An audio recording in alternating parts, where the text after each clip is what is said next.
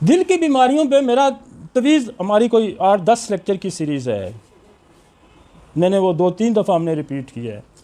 और उसके उस लेक्चर में मेरे साथ मेरे एक दोस्त हैं कार्डियोलॉजिस्ट, हमने वो जॉइंट लेक्चर किए हुए हैं और 2-3 दफ़ा वो सीरीज़ रिपीट भी हो चुकी है। शायद हमको एक दफ़ा फिर उसको हम दोबारा जाएँ उस सीरीज़ पे, जिसमें हमने तवील कॉन्जेंटली हार्ट डिजीज़ पे हमने बात की थी कि बच्चे पैदा होते हुए दिल की बीमारियां लेके पैदा होते हैं। फिर बहुत सारी हमने, जैसे ASD होती है जिसको ASD है, VSD है जिसको दिल का सराख होता है, PDA पेटेंट डेक्टर आर्टियोसिस होता है, TGA है ट्रांसपोजिशन ऑफ ग्रेट आर्टरी है। तो इस तरह के बहुत सारी डिजीज़ हमने बड़ी डिटेल डिस्कस की और कोई 60, 70, 80 के करीब हमने आपको एक मटीरियल मेडिका भी दिया था उन लेक्चर्स में कि ये वो अद्वियात हैं, 60-70 के करीब अद्वियात हैं जो कि हार्ट पे इस्तेमाल होने वाली हैं। और इसी तरह देखें तो कंपैरेटिव स्टडी भी हमने बड़ी डिटेल की। आज जो मेरा टॉपिक है वो ये है कि ऑटोइम्यून डिजीज़ में हार्ट भी क्या इफ़ेक्ट करता है, कैसे करता है और उसकी क्या वजह है। तो वो हमने आज शुरू किया है कि आपको हमने हर दफ़ा हमने बताते हैं कि what is the autoimmune disease. Autoimmune disease का फिर मैं थोड़ा सा तारफ़ नए लोग सुनने वालों के लिए कर देता हूँ कि ऑटोइम्यून डिजीज़ वो डिजीज़ होती हैं कि आपका मदाफ़ती निज़ाम किसी भी फॉरेन बॉडी के ख़िलाफ़ एक्टिवेट होता है, उसको मारने की कोशिश करता है। हमारे पास मैंने बेशुमार दफ़ा बताया है कि हमारा इम्यून सिस्टम बहुत सारी लेयर्स में है। पहली लेयर्स तो आपकी स्किन है, ये प्रोटेक्ट करती है बाहर के जरासीमों को, आपके बहुत सारी चीज़ों को, बैक्टीरिया को, ये लेयर प्रोटेक्ट करती है। फिर आपके नोज़ के अंदर प्रोटेक्शन लगी हुई है, जैसे आपके ये बाल हैं ये भी प्रोटेक्ट करते हैं चीज़ों को, ये इस तरह के लगे होते हैं ताकि इसको बाहर फेंकते हैं। फिर आपके पीछे एडिनाइड्स हैं, फिर आपके गले के अंदर सेकंड लाइन की प्रोटेक्शन है, फिर आपकी म्यूकस मेम्ब्रेन सारी प्रोटेक्ट करती है। लेकिन अल्टीमेटली जो प्रोटेक्शन है वो आपके ब्लड के अंदर है, और ब्लड के अंदर जो WBC होते हैं वो आपको प्रोटेक्ट करते हैं। उसके अंदर फिर मैक्रोफेजेस हैं, TLC हैं, ठीक है ना, B सेल है, T सेल है। और T सेल जो है वो मैक्रोफेजेस, T सेल जो है वो इन्फॉर्म करता है B सेल को, और B सेल बेसिकली हमारा अल्टीमेट इम्यून सिस्टम है। B सेल वो एंटीबॉडी बनाता है जो कि उस जरासीम के ख़िलाफ़ लड़ाई करता है। अब होता यह है कि जो एंटीबॉडी बनती है उसने टारगेट करना है, चाहे किसी मीज़ल को उसने जरासीम को टारगेट किया, इन्फ्लुएंजा के जरासीम को टारगेट किया, डेंगू के जरासीम को टारगेट किया, तो वो उसको टारगेट करते हुए मिस्टेकनली अपनी बॉडी के हेल्दी टिश्यू पे अटैक कर देता है। ठीक है, ऐसे जैसे किसी गांव में कोई लड़ाई होती है तो वो दुश्मन को मारते हैं, मारते मारते 2-4 बंदे अपने भी मार देते हैं, कंफ्यूज होके, इसको कहते हैं मिस्टेकनली। तो वह हमारा इम्यून सिस्टम अगर स्ट्रांग नहीं है तो फिर मिस्टेकनली वो इस किस्म के, और ये नॉन कोई तकरीबन हमारी 85 के करीब डिजीज़ हैं जो ऑटोइम्यून डिजीज़ हैं, जो हमारा इम्यून सिस्टम ही आपके अपनी बॉडी को तबाह कर देता है। इसके लिए मैं बड़ा खूबसूरत शेर भी है उसका कि दिल के फफोले जल उठे सीने के दाग से, इस घर को आग लग गई इस घर के चिराग से। तो जो प्रोटेक्शन देने वाला सिस्टम है वो आपके गैस, नेचर के पास बड़ा अख्तियार है। नेचर आपको कैसे मारना चाहती है, नेचर किसी दुश्मन के बगैर भी आपको अपने अंदर से दुश्मन पैदा कर देगी। वो मैकेनिज्म, वो T सेल, वो B सेल, वो वाइट ब्लड सेल जो आपकी प्रोटेक्शन के लिए उसने पैदा किया, वही आपके खिलाफ लड़ने शुरू किया। तो आप कहाँ फितरत के साथ लड़ सकते हैं। तो इस लड़ाई में सबसे पहले तो खुदा की मदद बड़ी ज़रूरी है, और फिर आपको इस साइंस को समझना बड़ा ज़रूरी है। तो वो कहते हैं ऑटोइम्यून हार्ट डिजीज़ क्या है। Autoimmune heart disease are the effects of the body on immune defence system mistakenly cardiac antigen as a foreign origin and attacking the leading to the inflammation of the heart as a whole or in part। वो कहता है कि वही जो जिस्म मदाफ़ती immune system था उसने foreign body के ख़िलाफ़ जंग करते हुए उसने अपने हार्ट के टिश्यूज़ पे अटैक कर दिया, और वो पूरे को भी डैमेज कर सकता है और पार्शली भी डैमेज करता है। अब इसमें हमारे पास एक बड़ा नॉन काज है। बाकी हम देखते हैं बहुत सारी हमने ऑटोइम्यून डिसीज़ की, तो ऑटोइम्यून डिजीज़ में नॉन काज कम मिलते हैं। हम एसेस करते हैं एक तजर्बे की बुनियाद पे कि इम्यून सिस्टम एक्टिवेट क्यों हुआ। क्या उसको इन्फ्लुएंजा हुआ तो उसके खिलाफ एक्टिवेट, क्या उसको कोई वैक्सीन लगी उसके खिलाफ। देखें बच्चों को वैक्सीन लगती है, MMR लगती है, मीजल की लगती है, अगर वो TB के खिलाफ लगती है, अगर वो जब एक्टिवेट होगा तो फिर मिस्टेक करेगा ना, जब एक्टिव नहीं होगा तो मिस्टेक कर। इसका मतलब है कि जब भी कोई ऐसी रीज़न है, कोई ऐसा एंटीजन आया जिसके खिलाफ आपका इम्यून सिस्टम एक्टिवेट हुआ। जब एक्टिवेट हुआ तो उसने एंटीबॉडी बना दी, जब एंटीबॉडी बन गई तो वो एंटीबॉडी मिस्टेकनली आपकी बॉडी पे अटैक हुआ।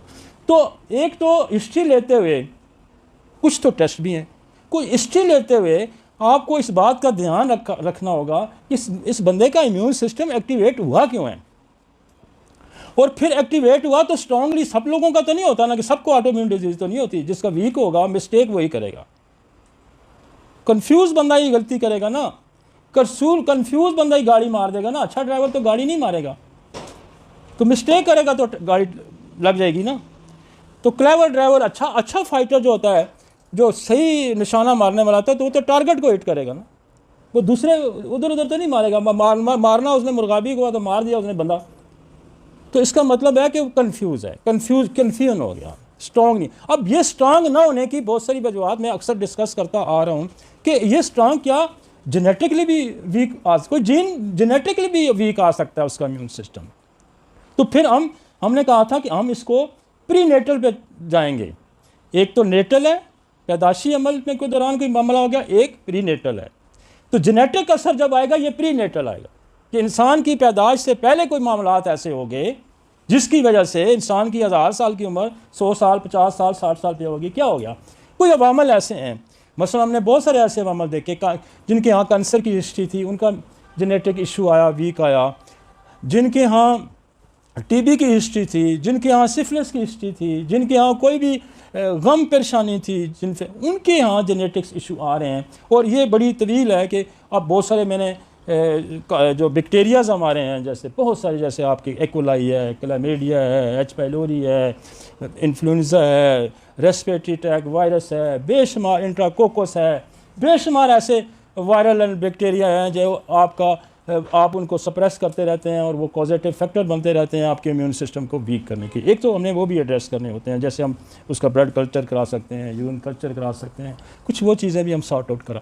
और मैं समझता हूँ कि आपको ऐसे लोगों का ब्लड कल्चर ज़रूर करवाना चाहिए, स्क्रीनिंग कराना चाहिए, कि आपको जो एक्टिवेट होने वाला वजह पता चल जाती है कि ये क्यों एक्टिवेट हुआ। तो फिर आजकल बड़ा आसान हो गया, पहले तो मुश्किल था। आप कल्चर कराएं, टाइफाइड बेशुमार आपने लोगों को सुना होगा, किसी को टाइफाइड और किसी के बाल उड़ा दिए, किसी की नज़र उड़ा दी, किसी को क्या उड़ा दिया। तो वो बुनियादी इन्फेक्शस डिजीज़, एक तो मैंने कहा जेनेटिक्स, जीन्स वीक आ रहा है। इंट्रा फैमिली मैरिजेस के जेनेटिक इशू जैसे आपके वो आ जाते हैं, जिसको जेनेटिक डिसऑर्डर दुनिया में बहुत सारा, क्योंकि वो आपका जो है वो कॉमन जीन जो है इफेक्टिव हो जाता है, तो वो फिर आपके बच्चे जो हैं वो एबनॉर्मल पैदा हो सकते हैं। वो एक अलग असर है। लेकिन एक तो वो काम है, दूसरा infection disease. Infection disease basically immune system को एक्टिवेट कराती हैं और फिर वो मिस्टेक करवाती हैं। ठीक हो गया जी, आगे चलते हैं। मैं कोशिश ये है कि हम इसको समझ लें। मैं आपको कहूँगी जी, ये जो हमारी ऑटोइम्यून डिजीज़ है ना हार्ट की, इसकी ये 4 दवाइयाँ हैं, बात कोई बनेगी नहीं। वो काज कोई और भी निकल सकता है। वैसे तो हमने यहाँ जो हमारी ऑटोइम्यून डिजीज़ के खास हमने 5 डाले हुए हैं, लेकिन काज कोई और भी हो सकता है। काज और भी हो सकता है, उस बैक्टीरिया को दावत देने वाला भी कोई काज हो सकता है। कि अगर आपका इम्यून सिस्टम पहले से वीक हुआ तो आपने जो स्ट्रेप्टोकोकस है उसको दावत दे दिया आपने। अच्छा, पहला काज, जो बड़ा काज है दुनिया में, जो पहला काज है हार्ट का ऑटोइम्यून का, वो है rheumatic fever. In the shortcut कि मैं आपको इसकी डिटेल भी मैं पढ़ता हूँ, इन द शॉर्टकट कि what is the rheumatic heart disease. इसका causative factor group A streptococcus है। ये एक बैक्टीरिया है, और मेरा एक दोस्त है वो रेडियोलॉजिस्ट है, उसने बड़ी खूबसूरत एक ही सेंटेंस में इसको बड़ा अच्छा ब्रीफ किया कि start from the throat, kiss the joint and sit in the heart. कि ये गले से शुरू होता है, जोड़ों को टच करता है, और फिर जाके मुस्तकबिल जाके बैठ जाता है दिल के अंदर, और फिर दिल के वाल्व वगैरह ख़राब कर देता है। इन द शॉर्ट्स हैं, स्टार्ट फ्रॉम दी थ्रोट, गले से शुरू होगा, किस द जॉइंट, जॉइंट को टच करेगा, किस करेगा, वहाँ थोड़ी देर रहेगा, और फिर सिट इन द हार्ट, फिर हार्ट में जाके बैठ जाएगा। हाँ, एक लाइन में सारी उसकी ब्रीफिंग है कि वो जो बेसिकली स्ट्रेप्टोकोकस है वो गले का इन्फेक्शन है, और वो गले से जब वो ठीक नहीं होता, सही तरीके से उसको ट्रीट नहीं किया जाता, तो फिर वो जोड़ों में जाता है, जोड़ों के दर्द सारे जोड़ पकड़ लेता है, और उसके बाद फिर हार्ट में जाता है, और फिर वो रूमेटिक हार्ट डिजीज़ बनाता है।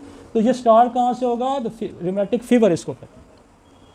The common set for the autoimmune heart disease is the rheumatic heart disease or rheumatic fever. It can occur following an untreated group A streptococcus, जिसका मैंने यही कहा है कि ये ग्रुप A streptococcus जो है बेसिकली इसका कॉज इफेक्ट इसका कॉज है इसका।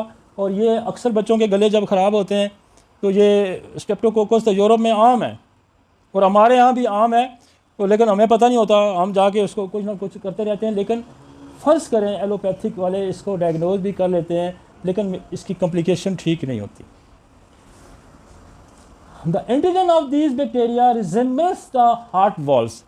इस बैक्टीरिया की जो एंटीजन है जो बाहर से आया, इसकी रिजेंबलेंस है हार्ट वॉल्व के साथ, तो लिहाजा जब उधर अटैक करेगा तो सीधा हार्ट पे अटैक करेगा। समझ आ गई? जब उधर अटैक करेगा उसको मारने के लिए, तो वो कहता है इसकी रिजेंबलेंस जो है वो है हार्ट के वाल्व के साथ, लिहाजा वो हार्ट के वाल्व को ख़राब कर देगा। तो इसके कुछ, एक तो इसकी हिस्ट्री पे जाके जब क्लिनिकली आप देखते हैं कि व्हाट इज़ द हिस्ट्री, इसकी हिस्ट्री क्या है, तो वो माँ आके या वालिद साहब आके, लेकिन बाद दफ़ा देखें रूमेटिक हार्ट डिजीज़ हमें 30-30 साल पुरानी मिलती हैं।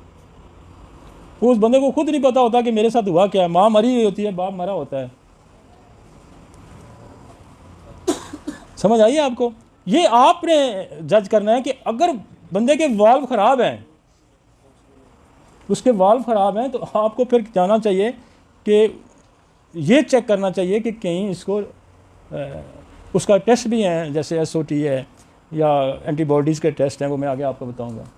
तो आपको लाजमन उस पर जाना चाहिए। और मैं आपको बताऊं कि मैंने बेशुमार जो बड़े बंदे हैं 30-30, 35-35, 40 साल, क्योंकि ये बड़ा लंबी चलने वाली बीमारियाँ होती हैं, तो हमने सिर्फ एक डोज स्ट्रेप्टोकोकस दे के ठीक किए हुए हैं, सिंगल डोज दे के भी मैंने ठीक किए हैं। लेकिन हमारी बड़ी मज़े की दवाइयाँ हैं। जब इन डिटेल आप आएंगे तो मैं आपको पढ़ाऊँगा, तो आप कहेंगे कि वाकई हमारे लोगों ने कितना डीप काम किया हुआ है, कितना गहरा काम किया हुआ है। आएगा भाई? तो इसके लिए आप पहली जो हमारी इसके साथ और भी को रिलेट करती हैं डिजीज़, वो भी हम डिस्कस करेंगे। मसलन कंपैरेटिव स्टडी भी बड़ी ज़रूरी है कि हम कंपैरेटिव स्टडी पे जाएं कि हमारे और कौन सी ऐसी ऑटोइम्यून डिजीज़ हैं जो कि इस पे अटैक करती हैं। जैसे SLE है, वो भी हम डिटेल उसकी आपसे डिस्कस करेंगे। रूमेटॉइड आर्थराइटिस है, वो भी हम इस पर डिस्कस करेंगे। सेक्लोरोसिस है, सिस्टेमिक सेक्लोरोसिस है, वो इसके साथ हम कंपैरेटिव स्टडी करेंगे। तो वो क्या कहता है, and because of resemblance of heart valves antigen to these bacteria, the heart valves are also damaged. In acute rheumatic fever, heart valves, usually mitral and aortic valves, are involved, leading to mitral regurgitation and occasionally aortic regurgitation. उससे ये वो कहता है कि यहाँ से फिर valve ख़राब हो जाएंगे, तो फिर यहाँ से खून भी रिसना शुरू हो जाता है और फिर अंदर से ब्लीड शुरू हो जाता है। ठीक हो? समझ आ गया जी?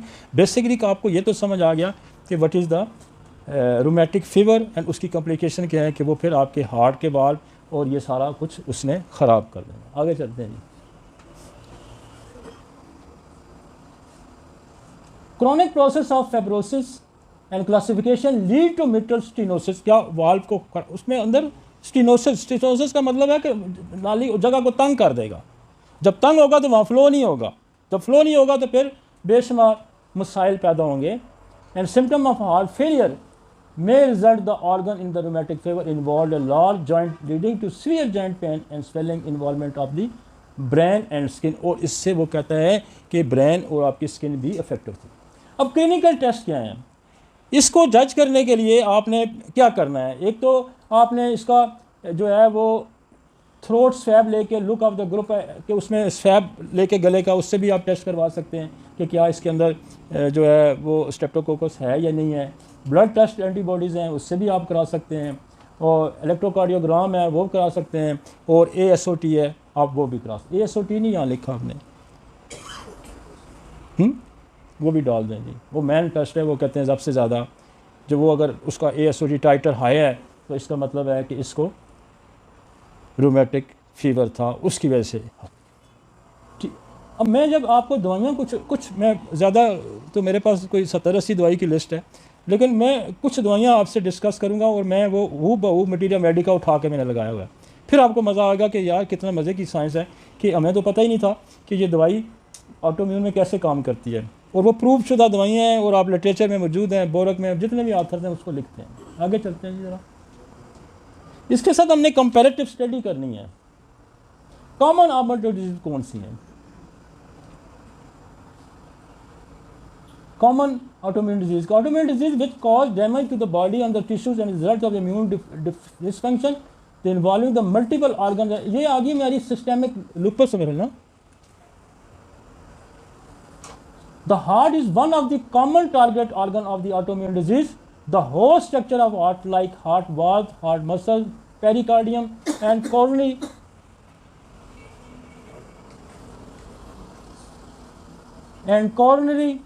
arteries may involve. The damage is often severe and irreversible when symptoms are apparent, even life threatening. तो ये जो है, ये जो हमारी ऑटोइम्यून डिजीज़ है, जो रूमेटिक फीवर है, वो ये कहता है कि ये आपको मौत की तरफ धकेलेगी और आप इंसान को ये मार देती है। आगे चलें जी।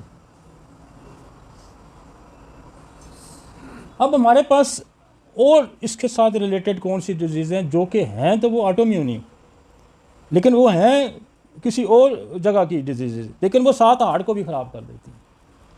मसलन नंबर वन है रूमेटॉइड आर्थराइटिस। अब रूमेटॉइड आर्थराइटिस वो कहता है दिस इज ऑटोइम्यून डिजीज़, ये भी इन्वॉल्व कर देती है हार्ट को। बेसिकली रूमेटॉइड आर्थराइटिस में क्या होता है कि आपकी जो सिनोवियल मेम्ब्रेन होती है, जो जोड़ों के अंदर सिनोवियल मेम्ब्रेन है, ये जब एंटीबॉडी जो है ना, ये सिनोवियल मेम्ब्रेन पे अटैक करती हैं और सिनोवियल मेम्ब्रेन को अटैक करके जॉइंट को डिसफंक्शन कर देती है कि मेम्ब्रेन ने तो सेक्रेशन देनी है, सिनोवियल जो फ्लूइड है वो सिनोवियल मेम्ब्रेन नहीं देना है, और जब वो सिनोवियल मेम्ब्रेन ही अटैक हो जाएगा तो वो पूरा जोड़ ही उसको जो है ना, वो उसको जोड़ों का मैंने बड़ा डिटेल आपको बताया कि व्हाट इज़ द आर्थराइटिस की बहुत सारी अक़साम हैं। एक ऑस्टियोआर्थराइटिस है, रूमेटॉइड आर्थराइटिस है, बैक्टीरियल आर्थराइटिस है। ऑस्टियोआर्थराइटिस तो वो डिजेनरेशन ऑफ एज है कि वक्त के साथ साथ आपके जोड़ों के अंदर तब्दीली आ गई, और ये बेसिकली ये रूमेटॉइड जो है ये जो ऑटोइम्यून है। बाकी और भी कोई बैक्टीरिया जो है वो आपके जोड़ों के अंदर मसाइल पैदा कि फिर आपका वो गोट है, गोट भी जो है वो जोड़ों का दर्द है, लेकिन गोट का रूट और है, वो तो यूरिक एसिड की वजह से है।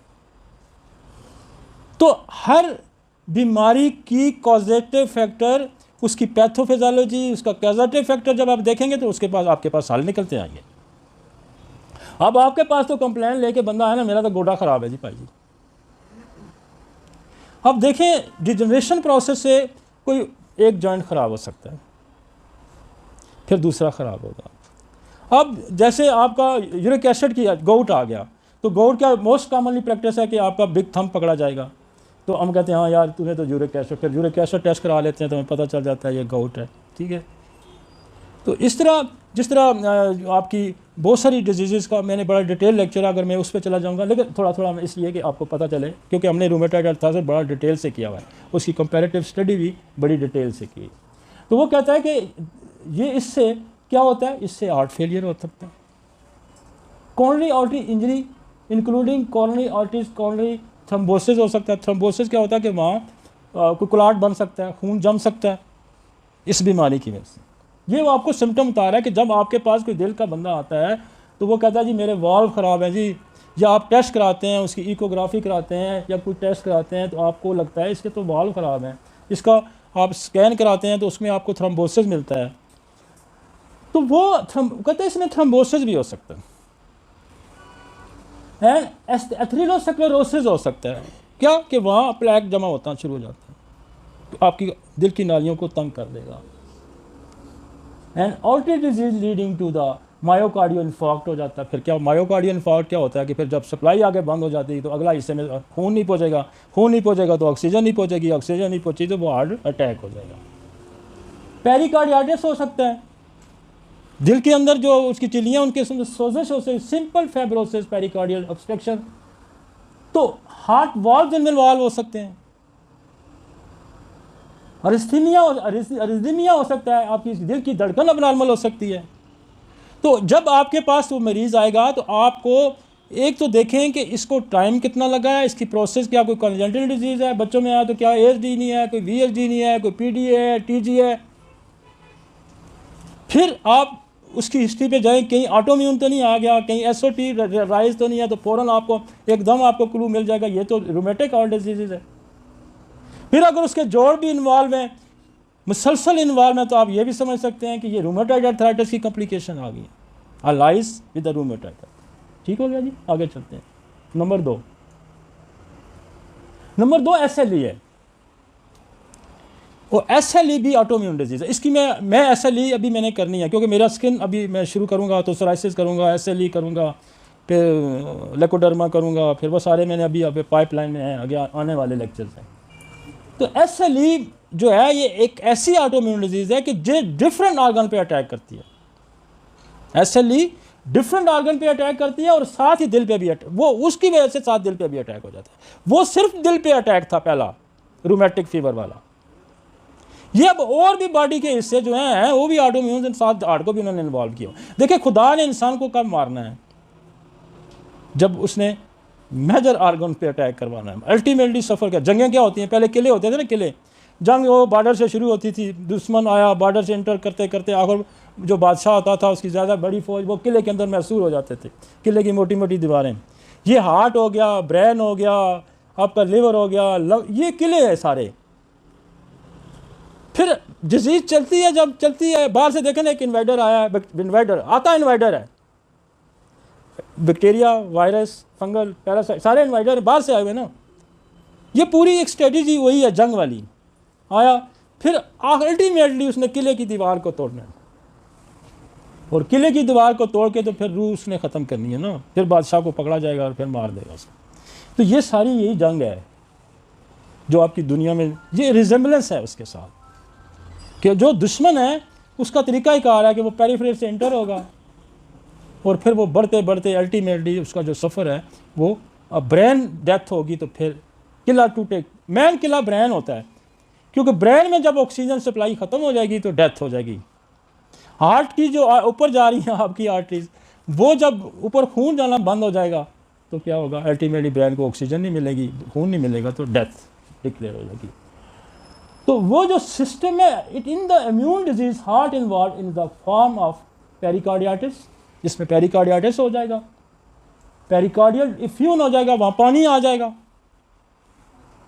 मायोकार्डियाटिस हो जाएगा, उसके मसल्स के अंदर इन्फ्लेमेशन हो जाएगी, हार्ट मसल विद फाइब्रोसिस और सख्त हार्ड हो जाएंगे, हार्ट वाल्व डिजीज़ पैदा हो जाएंगी, और मेनली वाल्व थिकनेस आ जाएगी, वाल्व के अंदर सख्ती आ जाएगी, रिगर्जिटेशन हो जाएगी, स्टीनोसिस हो जाएगा, ब्लीडिंग हो जाएगी, तंगी आ जाएगी, रिदमिया हो जाएगा, इर्रेगुलर हार्ट डिजीज। अब ये देखें बहुत सारी चीज़ें आपको कॉमन मिल रही हैं, लेकिन पॉजिटिव फैक्टर बदलते गए।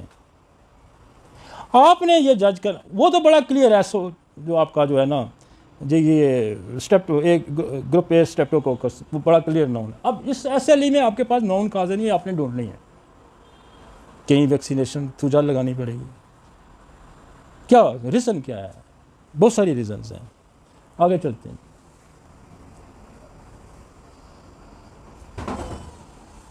पोलीमायोस्टाइटिस एंड डर्मेटोमायोस्टाइटिस है a group of disease characterized by the chronic inflammation of stated muscles and skin। ये वो डिजीज़ है जो muscle and all damage also occur in the form of, ये जो डिजीज़ है इसके साथ क्या होगा, बेसिकली ये मसल और स्किन की डिजीज़ है, लेकिन ये भी हार्ट को, आपकी स्किन की लेयर देखें, ये जो आपकी लेयर है स्किन की, ये सारी इंटरनल लेयर्स भी है।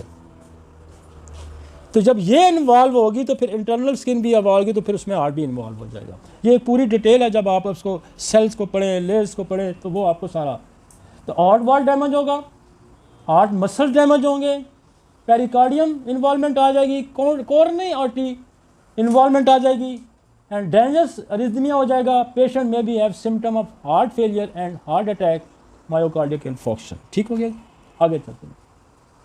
एक और डिजीज़ है प्राइमरी सोरेजन सिंड्रोम है। ये भी अगर किसी को होगा तो वो भी फिर it is a diffuse connective tissue disease characterized by the invasion of the exocrine gland। ये एक्सोक्राइन के अंदर अटैक हो गया है। अब एक्सोक्राइन ग्लैंड कौन से? मोस्ट कॉमनली आपके सलेवरी ग्लैंड है, आपका लेक्रीमेंट ग्लैंड है जो आपका आंखों के अंदर जो होता है, जो पानी देने वाला ग्लैंड है जो आंखों को तर रखता है, जिसे लेक्रीमेशन भी कहते हैं, जिससे आंसू बनते हैं। और ये ग्लैंड अफेक्ट होंगे and abnormal proliferation of the lymphocyte के अंदर abnormal proliferation हो जाएगी and heart is one of the target organs. फिर उसके बाद हार्ट इसका जो है ना वो टारगेट होगा। ठीक हो गया जी। It's mainly involve heart walls, pericardium, myocardium and coronary arteries leading to heart attack and heart failure. अब देखें जितनी भी ऑटोइम्यून डिजीजेज है, ये देखें कहाँ वॉल्व पे अटैक कर रही है, आर्टरीज पे अटैक कर रही है, मसल्स पे अटैक कर रही है। तो ये अब जब आप दवाइयाँ पढ़ेंगे ना तो फिर आप कहेंगे हाँ जी तो मेरे पास तो चाबी भी है ठीक करने की। आगे चलते हैं। Number sclerosis systemic it is characterized by the localized और diffuse thickening and fibrosis of the skin. आपने लोगों को देखा स्किन उसको जैसे स्क्लेरोडर्मा, स्किन खिंच जाती है, कनेक्टिव टिश्यू टाइट हो जाते हैं और उसकी जोड़ों की इन्वॉल्वमेंट, स्किन की इन्वॉल्वमेंट नहीं होती। वो कहता है fibrosis of the skin and systemic disease affecting the heart. और ये जो बीमारी है ये दिल को और लंग्स को और डाइजेस्टिव सिस्टम को भी इन्वॉल्व कर लेगी। बेसिकली उसकी बीमारी स्क्लेरोसिस की है। स्क्लेरोसिस होगा तो ये आप SLE होगा तो फिर भी आपके जहन में होगा, सर्जन भी होगा फिर भी आपके जहन में होगा कि ये जो बीमारियां इस बंदे की हुई हैं इसका सफ़र हार्ट की तरफ है। ये जो 5 बीमारियों का हमने जिक्र किया, अल्टीमेटली क्या करेगा, हार्ट पे जाके अटैक करेगा और बंदे को मारेगा। Extensive vascular disease, collagen, proliferation and fibrosis of the effective tissue are the important features. It cause ischaemic damage myocardial tissue, vascular stenosis, coronary artery damage, pericardial damage and damage to the conduction system of the heart. तो ये वो comparative study थी जो 5 देखें heart का, इसलिए cardiologist बड़ी मुश्किल से बनता है। सारे जो आपके स्पेशलाइजेशन के सब्जेक्ट हैं ना उनमें 2 सब्जेक्ट बड़े आम हैं और जिनकी जो है ना अक्सर फेल होते हैं लोग, और दोनों मेरे करीबी रिश्ते हैं। मतलब दिल का डॉक्टर भी मेरा बड़ा अच्छा दोस्त है और बच्चों के जो डॉक्टर मेरी अपनी बेटी है। तो ये बड़ी मुश्किल से इनको ना FCPS की डिग्री मिलती है। ये बड़े कॉम्प्लिकेटेड इसमें अब देखें 5 तो डिजीज़ ऐसी हैं सिर्फ हार्ट की जो ऑटोइम्यून से मुतल्लिक़ हैं। बाकी कंसल्टेंट डिजीज़ को लगा लें जी, ASD है, VSD है, PDA, TGA, वो अलग कहानी है। फिर आपकी जनाब बाकी ज़िंदगी के लाइफ के जो स्टाइल ऑफ लाइफ है वो अलग मामलात हैं कि दिल क्यों ख़राब होता है आपको, और फिर दिल और बहुत सारे कोरिलेटेड ऑर्गन्स हैं। जैसे किसी का जनाब फेफड़ों का मामला है तो वो भी अगर आप वहाँ ब्लड जो है सही प्योरीफाई होकर या वहाँ पंपिंग वापस नहीं होती तो उसकी वजह से भी हार्ट डैमेज होगा, गुर्दे की वजह से हार्ट डैमेज होगा, आपकी लिवर की वजह से हार्ट डैमेज होगा। जब लिवर से तो सारा बेसिकली फिर जाके प्रेशर हार्ट पे पड़ेगा। वो तो बड़ा बिग सब्जेक्ट है। हाँ जी, हाँ मैंने कोशिश ये की है कि मैं थोड़ा सा, क्योंकि लोग ये ना समझें कि होम्योपैथी जो है ना वो एकोनाइट बेलाडोना का ही नाम है। होम्योपैथी चूँकि होम्योपैथी की जो बेस है, जो होम्योपैथी जहाँ से शुरू हुई है वो सारे एलोपैथिक ज़्यादातर मैक्सिमम डॉक्टर थे, लिहाजा उनकी सबसे आगे काम बड़ा बीच में कोई 100 साल बड़ा ख़राब रहा है। हमने इसको रिवाइज़ किया है, हम फिर उसको वापस उस दौर में लेके जा रहे हैं कि यार ये वो सारे डॉक्टर थे। आप एरन को देख लें, आप खुद अनिमन को देख लें, उस एज के सारे जो डॉक्टर थे करीब जो एज है वो सारे बेसिकली एलोपैथिक डॉक्टर थे, फिर कन्वर्टो को होम्योपैथी थे। हमने तो उसको बिल्कुल ही रिवर्स करके हमने कहा कि हमें ना एनाटमी की ज़रूरत है, हमें ना पैथोलॉजी की ज़रूरत है। वो कहते हैं हनीमन ने तो मटीरियल लिखा और ऑर्गेनल लिखी, वो अल्लाह के बंदे वो एनाटमी पैथोलॉजी तो खून में शामिल थी। तो हमें ये सबक दिया गया कि आपने बस मटीरियल मेडिका पढ़ना है और बस फ़िलासफ़ी भी किसी को ना किताब का भी नाम नहीं पता। 291 अफरोज़म तो दूर की बात है। अगर वो 291 अफरोज़म पढ़ता तो फिर उसको एनाटमी फिजियोलॉजी भी पढ़नी पड़ती, लिहाजा उसने तो वो पढ़े ही नहीं है। और मैं आपको बताऊं कि हमारे अगर 50,000 क्लिनिक है, 50,000 में 10 पे भी आर्गेने नहीं पढ़ी होगी,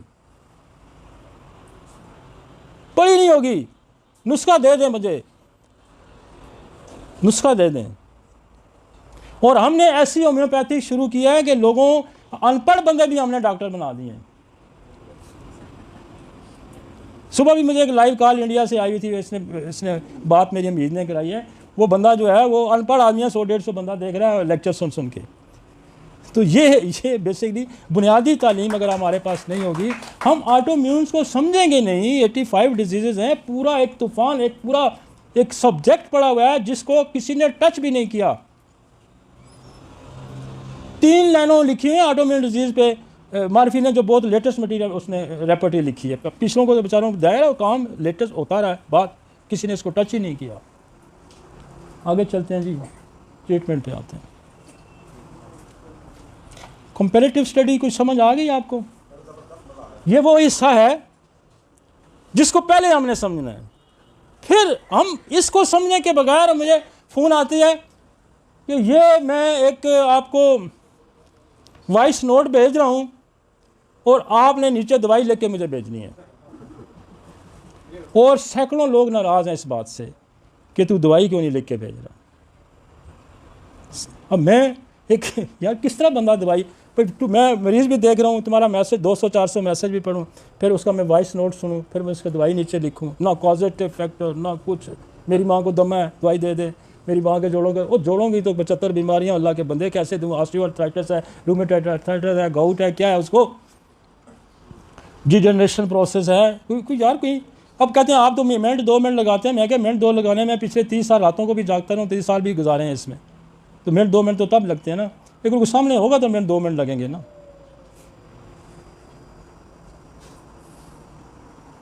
अच्छा, ग्रुप ए स्ट्रेप्टोकोकस क्या करता है, थोड़ा सा इसको भी देख लें। ये काम नहीं करता, ये और भी बहुत सारे काम करता है। हम स्ट्रेप्टोकोकस को एज ए इंटरकरेंट रेमेडी के तौर पे जोड़ों में बहुत ज़्यादा इस्तेमाल करते हैं। एक डोज दे देते हैं और वो कहता है a group of streptococcus is a type of bacteria that can cause broad range of infection and complication which vary for mild and severe. क्या थ्रोट इन्फेक्शन है, टॉन्सिलाइटिस है, स्कारलेट फीवर है, स्किन इनमें क्या इम्पेटिगो आ गई है, skin infection cellulitis हो गया है, किडनी डिजीज़ है, ग्लोमेरुलोनेफ्राइटिस हो जाता है, तो ये कार्डियो जो आपका रूमेटॉइड हार्ट डिजीज़ बनाता है। तो ये इसकी बड़ी, इसको आप पढ़ें, शायद आपको हमारे पास तो मटीरियल मेडिका में ये नहीं है, अभी मार्फी ने शायद लिखा है इसको, लेकिन ये जो इसकी पैथोफिजियोलॉजी है आप इसको ज़रा सुन। फिर इसकी कॉम्प्लिकेशन बड़ी लंबी है स्ट्रेप्टोकोकस की। तो हमारा जो नसोड है स्ट्रेप्टोकोकस हमारे पास है, ये क्या करेगा कि फ़र्ज़ करें आपकी दवाई लेक्सिस बनती है, फ़र्ज़ करें आपकी दवाई नाजा बनती है, फ़र्ज़ करें आपकी दवाई स्पाइजेलिया बनती है, फ़र्ज़ करें आपकी दवाई स्पोंजिया बनती है, फ़र्ज़ करें आपकी दवाई लिथियम कार बनती है। तो एक डोज इसकी पहले लगा देंगे ना, तो आपकी अगली दवाई जो है बड़ी एक्यूरेट रिज़ल्ट आपको दे देगी। अगर आपने वो अच्छी तरह सेलेक्ट ना भी की हुई, तो अगर आपने स्ट्रेप्टोकोकस भी लगा दिया ना, तो फिर भी आपका काफ़ी हद तक काम चल पड़ेगा। समझ आइए आपको? आगे चलते हैं। नेक्स्ट,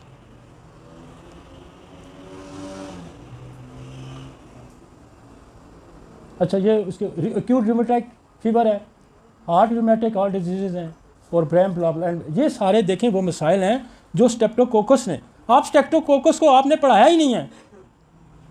वो बंदा क्या करेगा मार्केट में बैठ के, दुकान पे, क्लिनिक पे, उसको पता ही नहीं है स्ट्रेप्टोकोकस वाला मरीज़ आ गया है। मैं कहता हूँ आप स्ट्रेप्टोकोकस वाले ही ठीक करना शुरू कर दें, रश तो आपका पैर भी ना टूटे। आप इसको ही समझ लें तो आपके पास तो दिल की बीमारियों का तांता बनना शुरू हो जाए। और ऐसी ऐसी तारीख मिलती है कि किसी के पास एक गुर आ जाता है ना, वो अपनी कई नस्लों तक उसको चलाता है और वो कई महल खड़े कर लेता है। एक गुर, तो यहाँ तो हज़ारों गुर हैं, कोई सीखने वाला तो हो। वो किसी के पास गुर्दे की पथरी का नुस्खा आ जाता है तो वो जनाब पूरा खानदान उस पर पलता है। और फिर आगे वो किसी को वाम ही नहीं लगने देते, फिर अगले को बताते हैं, उससे अगले को बताते हैं, उससे अगले को। ऐसे ही है ना। वो जी फलाना फालज का इलाज करते हो, तो उससे दादे का नुस्खा है उसको। अजीब बात है। हमारी स्टडी हर डॉक्टर के लिए है और हर इंसान के लिए। भाई एक अली क्लिनिक चलता है तो उससे क्या फ़ायदा होगा भाई? एक अली क्लिनिक के चलने से कोई नहीं, हज़ारों लाखों क्लिनिक चलेंगे तो फिर रेवोल्यूशन आएगा, फिर इनकलाब आएगा, फिर बात बनेगी। और आएगा कैसे कि मैं ईमानदारी से, मैं दयानतदारी से जो किया, जो समझा, वो आपको बताता हूँ, और आप ईमानदारी से उस पर अमल करेंगे। कोई माई का लाल दिल नहीं है, इतनी सख्त नहीं है, इतना ज़र्फ नहीं है, इतनी हिम्मत नहीं है किसी में। एक जिसके पास नुस्खा आता ना, वो कब्र तक अपने बच्चों में ट्रांसफ़र करता रहता है, किसी को बताता नहीं है। इतनी हिम्मत ही नहीं किसी को। और ये एक बत्ती यहाँ जल रही है ना, उससे हज़ारों बत्तियाँ आप जला लें, उस बत्ती को कोई फ़र्क नहीं पड़ता। कि पड़ता है, वो तो जलती रहेगी, उसके फ्यूल में क्या कमी है? जोड़ते जाएं, हज़ारों चिराग जल जाते हैं, लेकिन उस तक पहुँचने किसी को कोई नहीं देता ना। हज़ारों करोड़ों लोग ये सीने में, दुनिया में पता नहीं, अगर ये सारी जो स्टडी हुई थी, ये स्टडी अगर दुनिया में आए तो बंदा ही शायद कोई ना मरे, अल्लाह को कुछ और सोचना पड़ जाए। हाँ ना, मर गए ना सारे।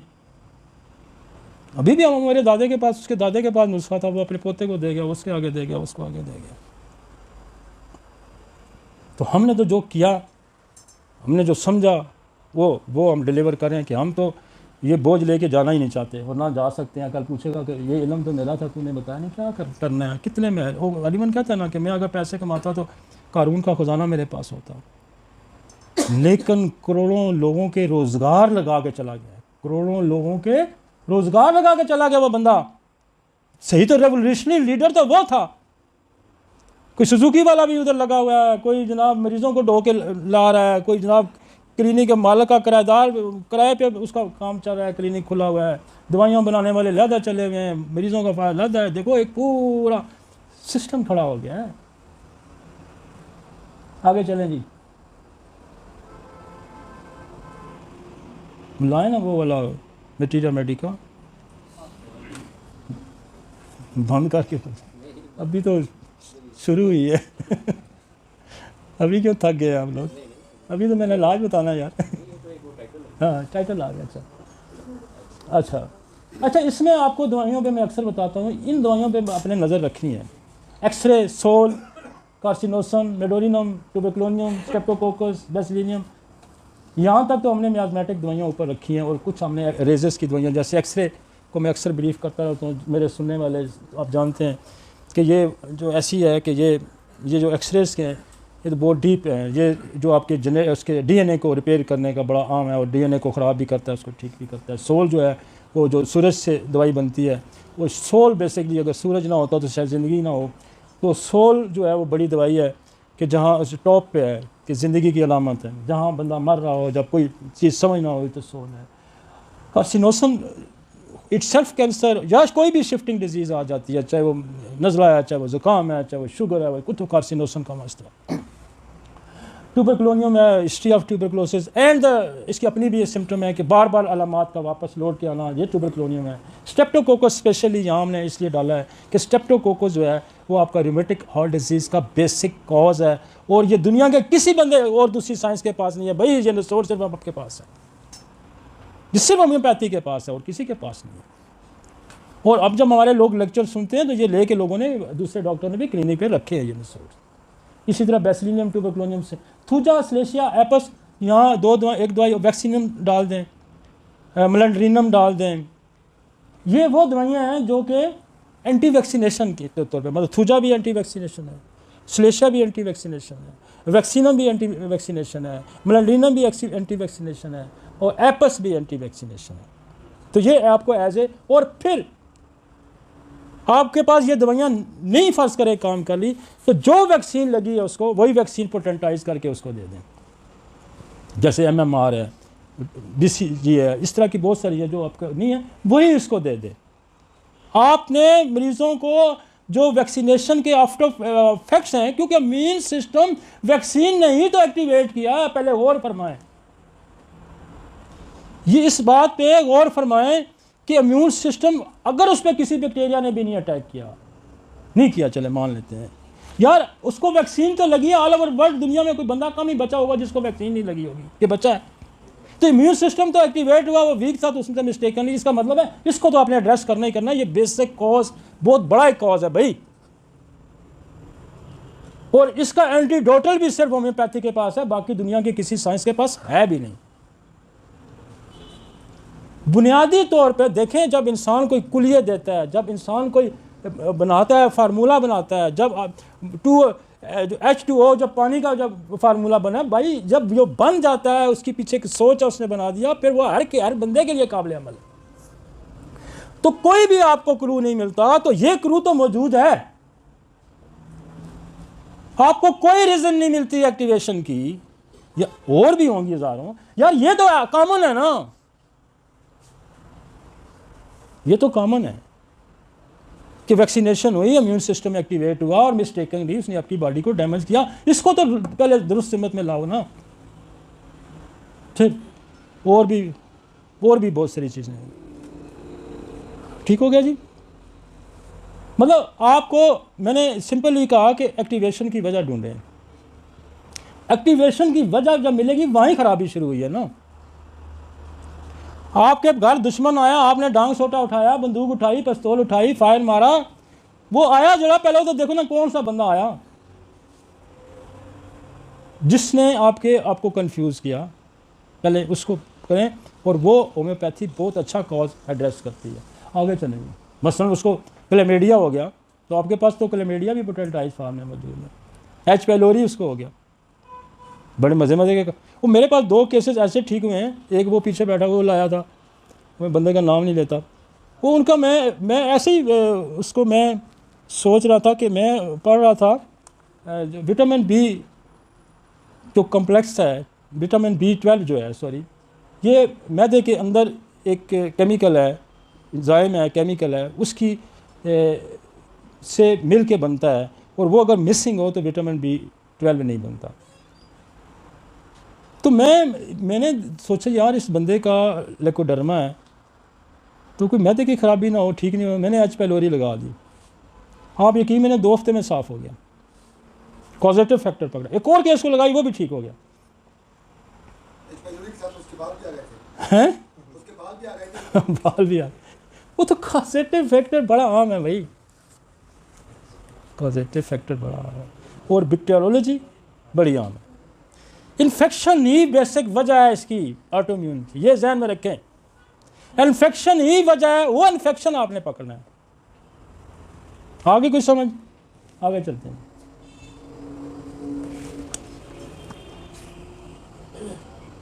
अब देखें इन्फ्लुएंज़म। अब इन्फ्लुएंज़म तो इतना फैला था, इतना फैलता है और इतना फैला था, इसने तो लाखों बंदे मार दिए थे यूरोप में। तो जिसको इन्फ्लुएंज़म, तो नज़ला इन्फ्लुएंज़ा तो आम हुआ होता है, इसका मतलब है ये भी तो कारीगर हो सकता है, ये भी तो कॉजेटिव एजेंट हो सकता है भाई, कॉमन है ना। आप इसको इन्फ्लुएंज़म की एक डोज दें पोटेंसी। और नज़ले की बुनियादी जड़ों में मैं आपको बताऊं क्या है, ट्यूबरकुलोनियम है, इन्फ्लुएंज़म है, मेडोरिनम है, सुराइनम है। ये वो बुनियादी 4 ऐसे दवाइयाँ हैं जो नज़ले को जड़ से उठा के पहले फेंक देती हैं इन्फेक्शंस को। क्रेटेगस है। अब क्रेटेगस मैं आगे थोड़े इनको मैं वैसे नाम लिखे हुए, मैं आपको ना थोड़ी दवाइयाँ पढ़ाता हूँ, फिर आपको मज़ा ज़्यादा आएगा। एक बंदा मरा है अमेरिका में, डॉक्टर, उसके पास कहते हैं दिल के मरीज़ों की लाइन होती थी, दिल के मरीज़ ही देखता था, और अपनी ज़िंदगी में उसने किसी को नहीं बताया। काशिरम बड़ा मज़े का लिखता है कि उसने किसी को नहीं बताया कि मैं कौन सी दवाई देता हूँ, और जब मरा तो उसके अंदर एक ही ड्रम क्रेटेगस का पड़ा हुआ था, बाकी कोई दवाई नहीं थी। ये कितनी आम दवाई है कि एक ही दवाई से काम चलाई जा रहा था, उसके घर से कोई दूसरी दवाई नहीं निकली, ड्रम पड़ा हुआ था इसका, वही बार बार के दे जा रहा था। नाजा है, लिथियम कार्ब है, स्पाइजेलिया है, स्पोंजिया है, रस्ट ऑक्साइड। मैं बहुत इस जगह के लिए मैंने डाली है, इस जगह के लिए। वैसे तो हार्ट की बहुत दवाई है, कोई 80-85 दवाई है। फिलहाल मैं थोड़ा सा इस टॉपिक पे रहना चाहता हूँ कि मेरा लेक्चर बहुत ही लंबा हो जाएगा। आगे चलेंगे, आगे चलें। एक दवाई पढ़ते हैं, नाजा। स्ट्रेप्टोकोकस को तो मैंने पढ़ लिया, उसको बारे में मैंने बताया। नाजा, नाजा क्या है? स्नेक पॉइजन है, कोबरा है, इंडियन कोबरा है। और दूसरा जो है कोबरा है वो अमेरिकन कोबरा है, जिसको लेक्सिस जिसको कहते हैं। नाजा जैसे कि स्नेक पॉइजन है, और स्नेक पॉइजन आपको पता है कि इंसान को मार देता है। जितने भी स्नेक पॉइजन हैं, इनका जो काम है वो जो है ना, वो जो है उनका खून पे असरात हैं और उसका नर्वस सिस्टम पे असरात हैं। इसको कहते हैं हेमोटॉक्सिन है और न्यूरोटॉक्सिन है। कहीं पैरालाइज करके मार रहे हैं और कहीं खून के अंदर मसाइल पैदा करके डीकम्पोज कर देते हैं ब्लड को, या तो ब्लड जम जाता है या वो ब्लीड करवा देता है। तो दोनों सूरतों में इंसान की मौत वाक़ई हो जाती है। वो कहता है dragging and anxiety is a precordia, feeling of the weight on the heart, angina pain extending to the nape of the neck, left shoulder and arm with anxiety and fear of death. जब आपका दिल पकड़ा जाता है ना, फिर मौत का खौफ भी आ जाता है। माइंड कहता है fear of death. With the heart symptom pain in the foreheaded and temples, pulse irregular in force, irregular है और force लगा रही है। threatened paralysis of the heart, threatened paralysis of the heart मतलब ये आप उसका दिल बंद हो जाएगा, और बंद हो जाता है जब कोबरा काटता है तो फिर दिल उसका बंद हो जाता है। इसका मतलब threatened paralysis of heart paralyse. मैंने कहा ये न्यूरोटॉक्सिन है या हीमोटॉक्सिन। तो ये क्या कह रहा है कि हार्ट के न्यूरोलॉजिक सिस्टम को पैरालाइज कर सकता है। ठीक है, इसमें देखें कि आपका वो जो क्या होता है उसको कहते हैं, जो हार्ट का इलेक्ट्रिक सिस्टम भी है, जिसको एवी नोड जो हार्ट को चलाता है, ये उसको भी पैरालाइज कर सकता है। इसका मतलब है जहाँ पेस मेकर पड़ते हैं वहाँ आप उसको नाजा दे सकते हैं। द बॉडी कोल्ड, अब जब हार्ट अटैक क्या होता है तो क्या होता है, स्वेट आता है और ठंडा पसीना। अपने बुजुर्गों से भी सुना है, बंदे ठंडे पसीने आ गए, बंदा नहीं हो बजदा है। तो कोल्ड स्वेट आपकी आती कहाँ है कि हार्ट अटैक में आती है और कॉलरा में भी आती है। तो जब कोल्ड स्वेट, कॉलरा ने भी बंदे बड़े मारे, कोल्ड स्वेट फिर जब हार्ट अटैक होता है तो कोल्ड स्वेट होता है, फिर बंदा जा रहा है। The body cold, pulse slow, weak, irregular, tremulous, acute and chronic endocarditis. वो यार इस बंदे ने 150 साल पहले लिखा है ये बोरक से मैंने उठाया। मैंने और किसी आईबी अगर मैं 10 मटीरियल मेडिका और जोड़ता तो आपको लग समझ जाती। इंडोकार्डियाटिस मेरे, अब बताएं ना इंडोकार्डियाटिस कितने लोग जानते हैं? उस बेचारे ने लिखा, उसकी तो कोई गलती नहीं है, उसने तो लिखा था। आप जाएंगे दिल के स्पेशलिस्ट के पास, वो कहेगा इसको इंडोकार्डियाटिस है जी, इसको मायोकार्डियाटिस है जी। वो आप कहेंगे ये तो अंग्रेजी कोई दवाई दे तो ठीक होगा, वरना तो आपने तो नाजा पढ़ी ही नहीं है, और पढ़ी भी होगी तो उर्दू ट्रांसलेशन पढ़ी होगी, जिसने लिखी गलत है। और ट्रांसलेशन गलत, जब बदला डॉक्टर ही नहीं है, आप किसी इंग्लिश टीचर से ट्रांसलेशन कराएंगे, उसको क्या पता इसका मफहूम क्या है। अंग्रेज तो उर्दू जानता नहीं था कि ट्रांसलेशन भी करा के आपको दे देता। फिर ट्रांसलेशन तो आपने किसी अंग्रेजी वाले से की होगी ना। हाँ, यहाँ किसी एलोपैथिक डॉक्टर से भी कराई होगी, तो वो भी बेचारा हमारी होम्योपैथी की साइंस को तो नहीं समझता। इंडोकार्ड palpitation, stitching band the region of the heart, damage heart after the infection diseases। क्या कह रहा है वो पीछे कि जब आपको स्ट्रेप्टोकोकस होता है, स्ट्रेप्टोकोकस क्या है, इन्फेक्शन है, इन्फेक्शन हुआ स्ट्रेप्टोकोकस, तो अल्टीमेट इसने क्या किया था पीछे जब मैंने उसको पढ़ा था, उसकी जो पैथोफिजियोलॉजी डिजीज़ की जब मैंने पढ़ी है, तो क्या कहता था कि हार्ट डैमेज करेगा ना। कब डैमेज होता है? इन्फेक्शन के बाद होता है। वो अल्लाह के बंदे, तो उसने तो ये लिखा हुआ है, इसने तो 150-200 साल पहले लिख दिया। 1918, 1921 में इसने किताब लिखी है, बोरक ने। अब वो कहता है इन्फेक्शन डिजीज होती है, और उसके बाद हार्ट फेलियर होता है, तो उसकी दवाई कौन सी है? नाजा। तो जितनी पिक्चर मैं आपको पीछे दिखा रहा था, मैं SLE की दिखाई, मैंने रूमेटिक फीवर की दिखाई, क्या वो पिक्चर इससे कोई मैच करती है? मैच करती है ना इससे?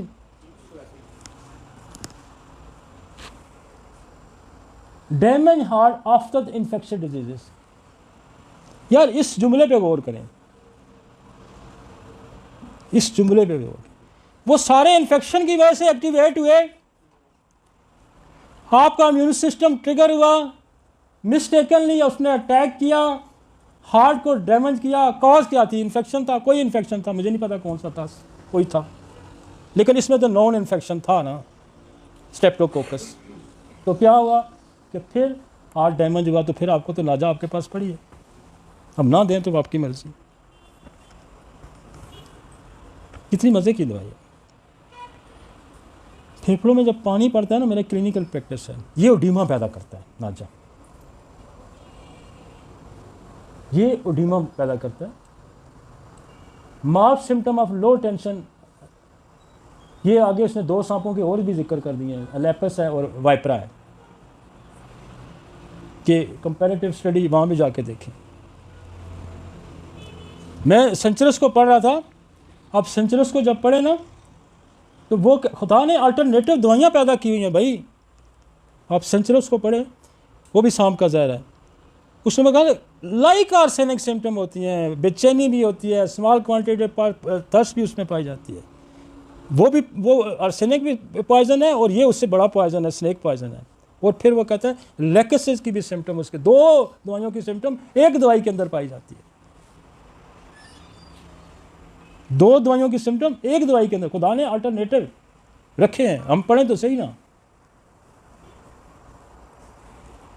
एक मैं कहता हूं, जिस दिन मैंने नाजा पढ़ी थी ना, मैं उस दिन खुशी से नहीं सोया था कि कितनी मज़े की दवाई मेरे हथे लग गई है।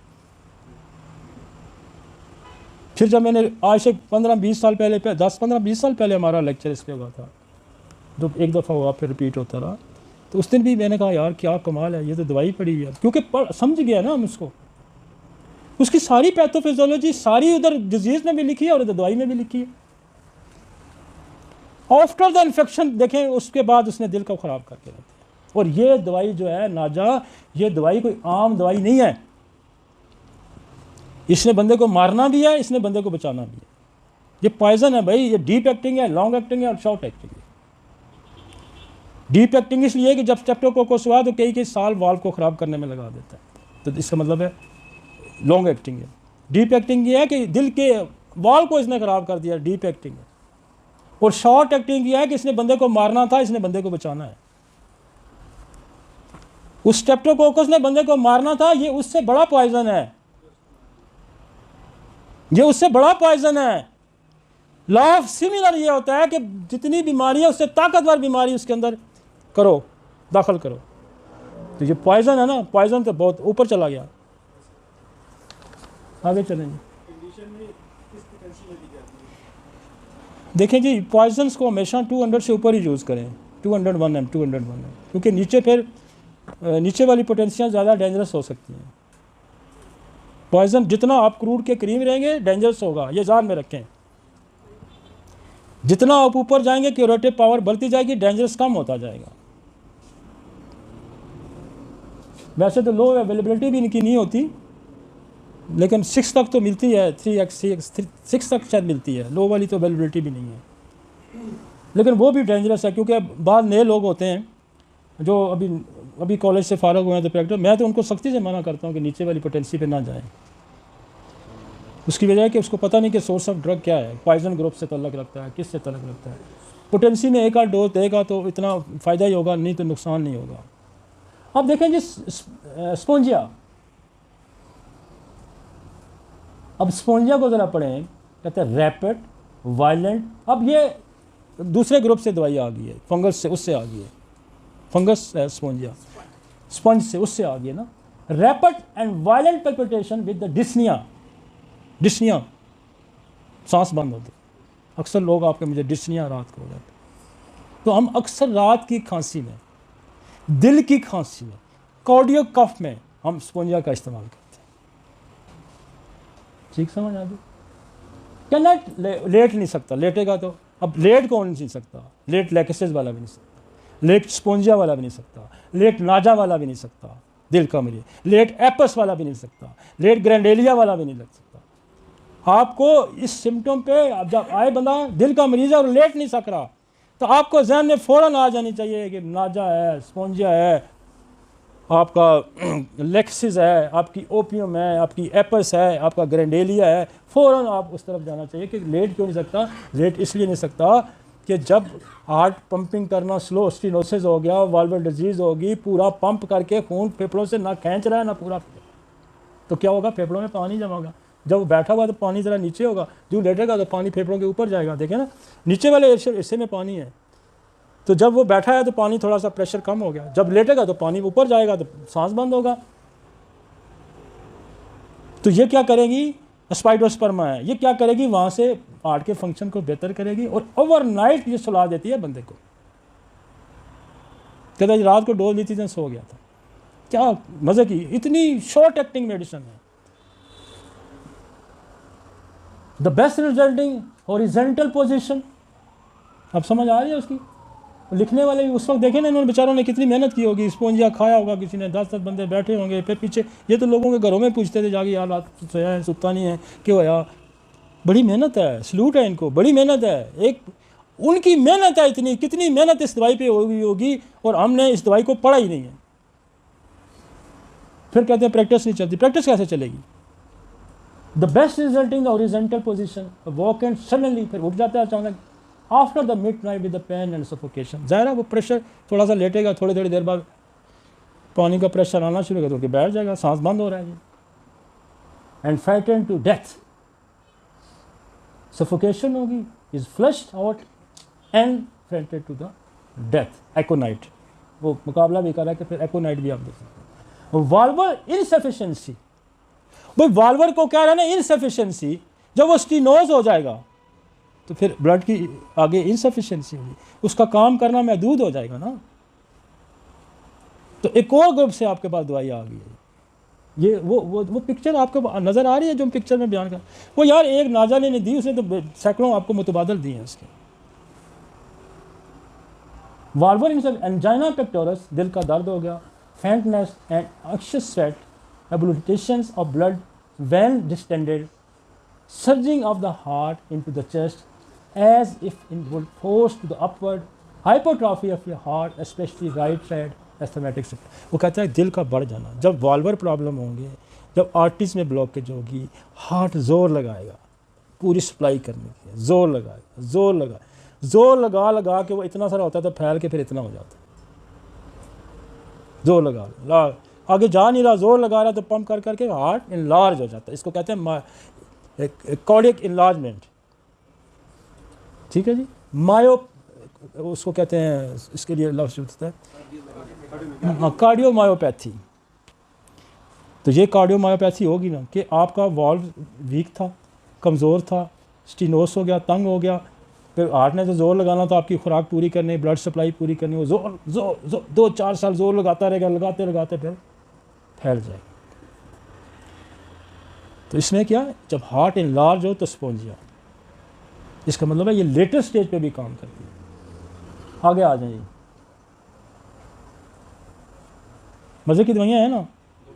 होम्योपैथिक डॉक्टर, दिल का मरीज डॉक्टर कभी बन जाए ना, ये 5-10 दवाइयाँ पढ़ के बैठ जाए, यकीन मैंने ठक काम चलना शुरू हो जाए। किधर गया ठका हाल नहीं आया नहीं आज। मैं जब भी इन दवाइयों को पढ़ता हूँ, फिर मैं डिजीज़ को पढ़ता हूँ, बेतहाशा मवाद है, बेतहाशा। इसको स्ट्रीमलाइन में लाना है। रोस्टॉक्स, आप कहेंगे रोस्टॉक्स इन्होंने कहाँ यहाँ डाल दिया, ये तो जोड़ों के दर्द की दवाई है। तो बेसिकली रोस्टॉक्स जो है ना, ये ओवर एग्जर्शन, जब वो जोर लगाएगा, मसल है ना वो भी, भाई ये भी मसल है, वो भी मसल है ना, जब ओवर एक्सर्ट करेगा तो रस्टॉक्स बन जाएगी। हाइपोट्रॉफी, दिल फैल जाता है, जोर लगा लगा के फैल गया ना, आर्निका भी आती है। फिर एक मैकेनिकल इंजरी शुरू होगी ना टिश्यू सेल्स के अंदर फैलना शुरू, तो फिर आर्निका, फिर रोस्टॉक। Pulse quick, weak, irregular, intermediate with the numbness of the left arm, trembling and palpitation with the city. इसकी जो कॉजेटिव फैक्टर है ना, उस पर गौर करें कि वो कहता है ज़्यादा इस्तेमाल करके, ज़्यादा इस्तेमाल, आपको वो कहते हैं ना, जब आपको कहते हैं ना चुक निकल आती है, डिसलोकेशन ऑफ जॉइंट हो जाती है। क्यों हो जाती है? कि आपने जोड़ पे ओवर बर्डन डाला है,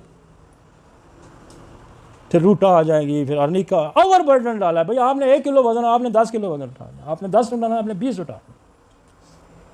हार्ट का एक नॉर्मल फंक्शन था, आपने उसको फोर्सफुली यूज़ किया तो मसल वीक होके फैल गया। दिस इज द, वो कितनी ओवर एग्जाम। उसने देखो कॉजेटिव फैक्टर भी लिखा हुआ है, उसने कॉजेटिव फैक्टर भी लिखा हुआ है। Strophanthus, pulse quicken, heart action weak, rapid, irregular due to muscular debility. अब ये भी कहता है कि जो मसल के अंदर स्ट्रेंथ नहीं रही तो फिर सेट्रोफेंथिस, पावर लूज कर गया। तो सेट्रोफेंथिस क्या करेगी? हार्ट के मसल्स को पावर सप्लाई करेगी। इनसफिशिएंसी एंड कार्डियो, मतलब मसल की इनसफिशिएंटी होगी, मेहनत कर करके उसके अंदर ताकत ही नहीं रही, थक गया तो फिर भी रस्टा, थक गया फिर भी सोचो। अब वो जो पहले वाली दवाइयाँ हैं वो क्या करेगी? ये पोस्ट इफेक्ट आ गए ना, ये पोस्ट इफेक्ट आ गए डिजीज के। डिजीज को वो ठीक करेंगी, नाजा, स्ट्रेप्टोकोकस। ये तो आफ्टर शॉक को ठीक करने वाली दवाइयाँ, समझ आ गई आपको? बतौर सपोर्टिंग, बतौर हेल्पिंग। वो पॉजिटिव फैक्टर आपने रिमूव करना ही है। आप डायरेक्ट इस पे जाएंगे काम नहीं बनेगा। थोड़ा सा मसल को स्ट्रेंथ देगा, वो वाल तो इसने नहीं ठीक करना, इसकी अपना एक काम है। इसने तो मसल को सपोर्ट देनी है। मसल वीक हो गया, थक गया, अब थक गया, उसके पास रोटी नहीं थी, आपने 2-4 नवाले दिए, रोटी छोटी खाई, ठीक हो गया। वो भूखा तो रह सी ना, रोजगार ही कोई नहीं, वो कल फिर रोटी मांगेगा ना, वो कल फिर रोटी मांगेगा। भाई आपने 10 रुपये दिए, एक दिन तो काम चल गया उसका, वो फिर भूखा है कल। वो पीछे वाल्व को हमने ठीक करना है ना, वाल्व को तो वो जानलेवा दवाइयाँ ठीक करेंगी, वाल्व को वो कॉजेटिव फैक्टर एडजस्ट करेंगे तो ठीक करेगी। ठीक है जी, आगे चलते हैं। क्रैटेगस, जिसका मैंने आगे जिक्र किया, देखिए कार्डियक ड्रॉप्सी, ड्रॉप्सी का मतलब पानी पड़ जाना, दिल के अंदर पानी पड़ जाना। फैटी डिजनरेशन, फैटी डिजनरेशन क्या हो गया दिल का? कि ये उसके अंदर सेल के अंदर टूट फूट शुरू होगी, फैटी डिजनरेशन होगी। फिर रोटिक डिजीज, रोटिक डिजीज ऐसे तो नहीं उसका एक ही दवाई रख के उसने काम चलाई रखा बंदे ने। और ये जो क्रैटेगस है ना, ये होम्योपैथिक डॉक्टरों को कम पता है, तो बाकी पब्लिक को ज़्यादा पता है। वो मैं तो क्रैटेगस बड़े अरसे तो पी रहे हैं जी, लोग शीशी उठाए हमारे पास आते हैं। ये दवाई खुद ही मशहूर है, अपनी एफिकेसी की वजह से खुद ही मशहूर है। 2 दवाइयाँ तो अक्सर लोग उठाए हुए होते हैं, 2 नहीं बल्कि 3, बरबरस उठाई होती है लोगों, वो गुर्दे से दर्द। अच्छा, वार्स के लिए थूजा उठाई होती है, और दिल के लिए क्रैटेगस बंदे ने, जिसका बीमारी है अक्सर तो देखो उनके पास क्रैटेगस घर पड़ी होगी। Dyspnoea on the least exertion, थोड़ी सी भी एक्सर्शन करके उसको सांस बंद हो जाता है, without much increase of the pulse, pulse ज़्यादा इतनी नहीं बढ़ती लेकिन सांस फूल जाता है। Pain in region of the heart and under the left clavicle, वो कहता है इधर भी दर्द होता है, लेफ्ट कैल्विक्स के अंदर भी। हार्ट मसल सीन फ्लैबी, मोटे हो जाते हैं, बढ़ जाते हैं। Worn out, tough, heart dilated. फिर डायलेशन आ गई, डायलेशन भी वही बात है, इनलार्जमेंट भी वही बात है, एंड कार्डियोमायोपैथी भी वही बात है। तो ये कंफ्यूज ना हो, डायलेशन हो रही है तभी हार्ट बढ़ गया है, तो चैम्बर एक भी डायलेट हो सकता है, 2 भी हो सकते हैं, पूरा हार्ट भी ना आ जा सकता। कई दफ़ा लिखा होता है जब left ventricle hypotrophy, right left लिखा होता है, तो फिर आपको जरा द फर्स्ट साउंड वीक, आप पहले देखेंगे तो वीक साउंड होगा, फिर थोड़ा बेहतर हो जाता है। एक्सेलरेटेड बाद दफ़ा बंद भी हो जाती है। इरेगुलर फीबल, इंटरमीडिएट के वक्फे वक्फे से आ रही है, रुकती है फिर चलती है। वाल्वर मरमर थ्रू करता है, मरमर आ जाता है। एंजाइना है, दर्द होता है। कंटिन्यूस चिलनेस होती है, सर्दी लगती है। ब्लूनेस होती है, मतलब नीला हो जाता है। और finger and toes all aggravated by exertion. अब दिल का ये भी जहन में रखें, दिल के तमाम अमराज, मैक्सिमम अमराज में एक्सर्शन से तकलीफ बढ़ती। बंदा आपके पास आया, डॉक्टर साहब मैं चलता हूँ तो मेरे चेस्ट में, डॉक्टर साहब मैं खाना खाता हूँ तो मेरे सर में, डॉक्टर साहब कोई गुस्सा आ जाए बुरी का, इसका मतलब है हार्ट। बाकी चीज़ें बाद में, इसका मतलब है हार्ट। ठीक है।